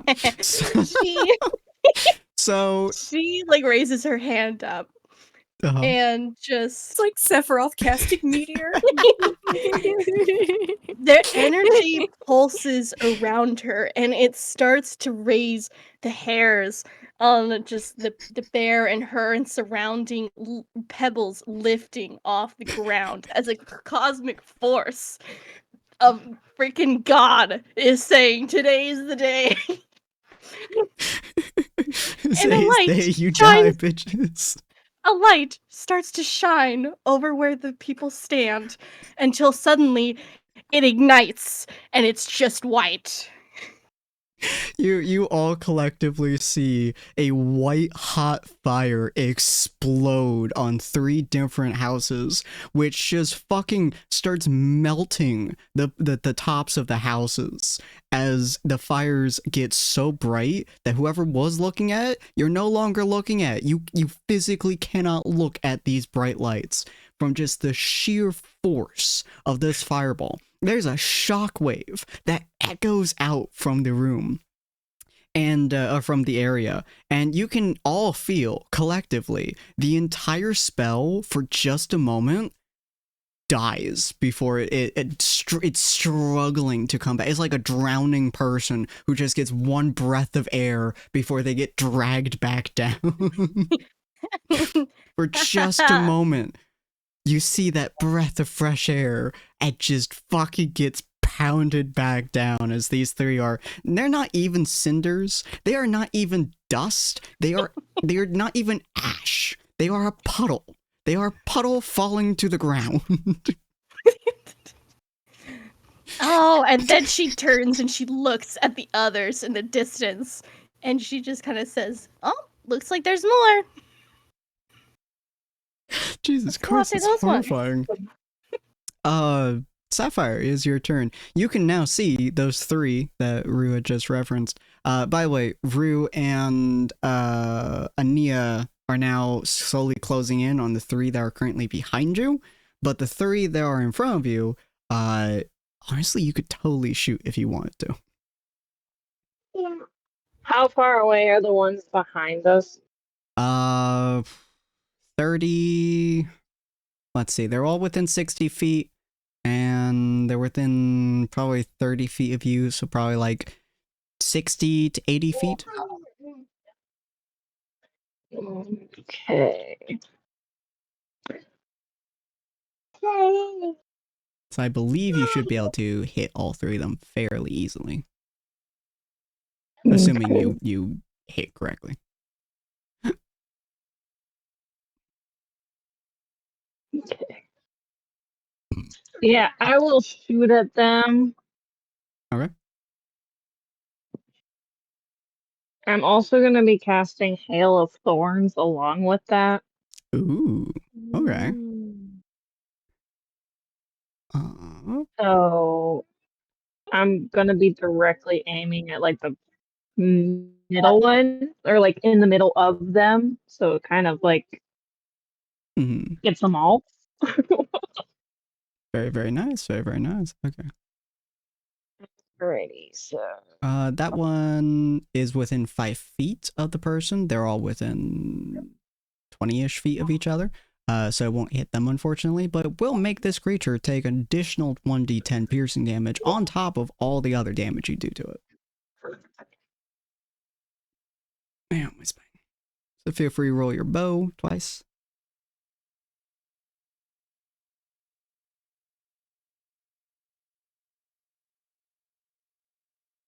I'm so wanting to see you get a natural 20. God damn, 19. How many 19s have you rolled? 14. That will definitely hit. And then adding a 1d10. If you roll me a d10. Okay. Jesus. Okay, the first one is dead. Good job. The second one probably is too. So you essentially take out your bow and arrow while you're on this elk, fucking a majestic nature lady at this point, sniping people like fucking Hawkeye. As you hit one, and then fucking Rain of Thorns starts just impaling the fucker over and over again. Both of his eyes have gotten shot out. And then the other one you shoot, you basically hit him square between the eyes as the spell is barely, like, it's just not recovering at this point. The spell is just dying. You guys can all feel every ounce of the spell flickering and just failing, as there are now only 4 more of these spellcasters who are still standing over. And the three that are directly in front of Ania, they all kind of look at each other and then point their staves towards each other, as the one across the way also does the same thing. I will leave the campaign at that for this week. I think that Foundry is 100% down, so tomorrow I will see whether or not I can fix it. If not, well, I will redo it, and we will get this shit back up and running. But we're definitely going to struggle to make it work. We're going to be raiding out, ladies and gentlemen, and we are going to be raiding out to my wonderful friend Sunflower Berry. Sunflower is a fantastic friend of the channel, but she is don't quite recall where she is from, but she is the same time as Germany. So she normally streams at like 6 a.m. for me. But I think she's doing like a 12-hour stream or some shit right now. She's at like an hour 22. So we're going to go ahead. We're going to go ahead, say hi to her. Rating, or is it? Yeah, rating. So feel free to copy that if you'd like to. We're going to go say hi. She is a wonderful, wonderful folk. I love being around her, and she's playing some Dead by Daylight as her favorite spooky boy, Ghosty. So if you guys are interested in that, feel free to pop over. We will be continuing this next week at 7 p.m. or 6 p.m. PST on Friday the 31st. And then after that, we are going to be returning to our regular streaming schedule starting the 3rd of February. So I'm very excited to come back to it and see all of you guys there. All right, have a good night, ladies and gentlemen. Bye. Oh, actually, let's start the raid. Take care. Bye. Bye in 6 seconds. Yeah, forgot to collect the button. It's fine. Okay, now we're gonna raid. Bye.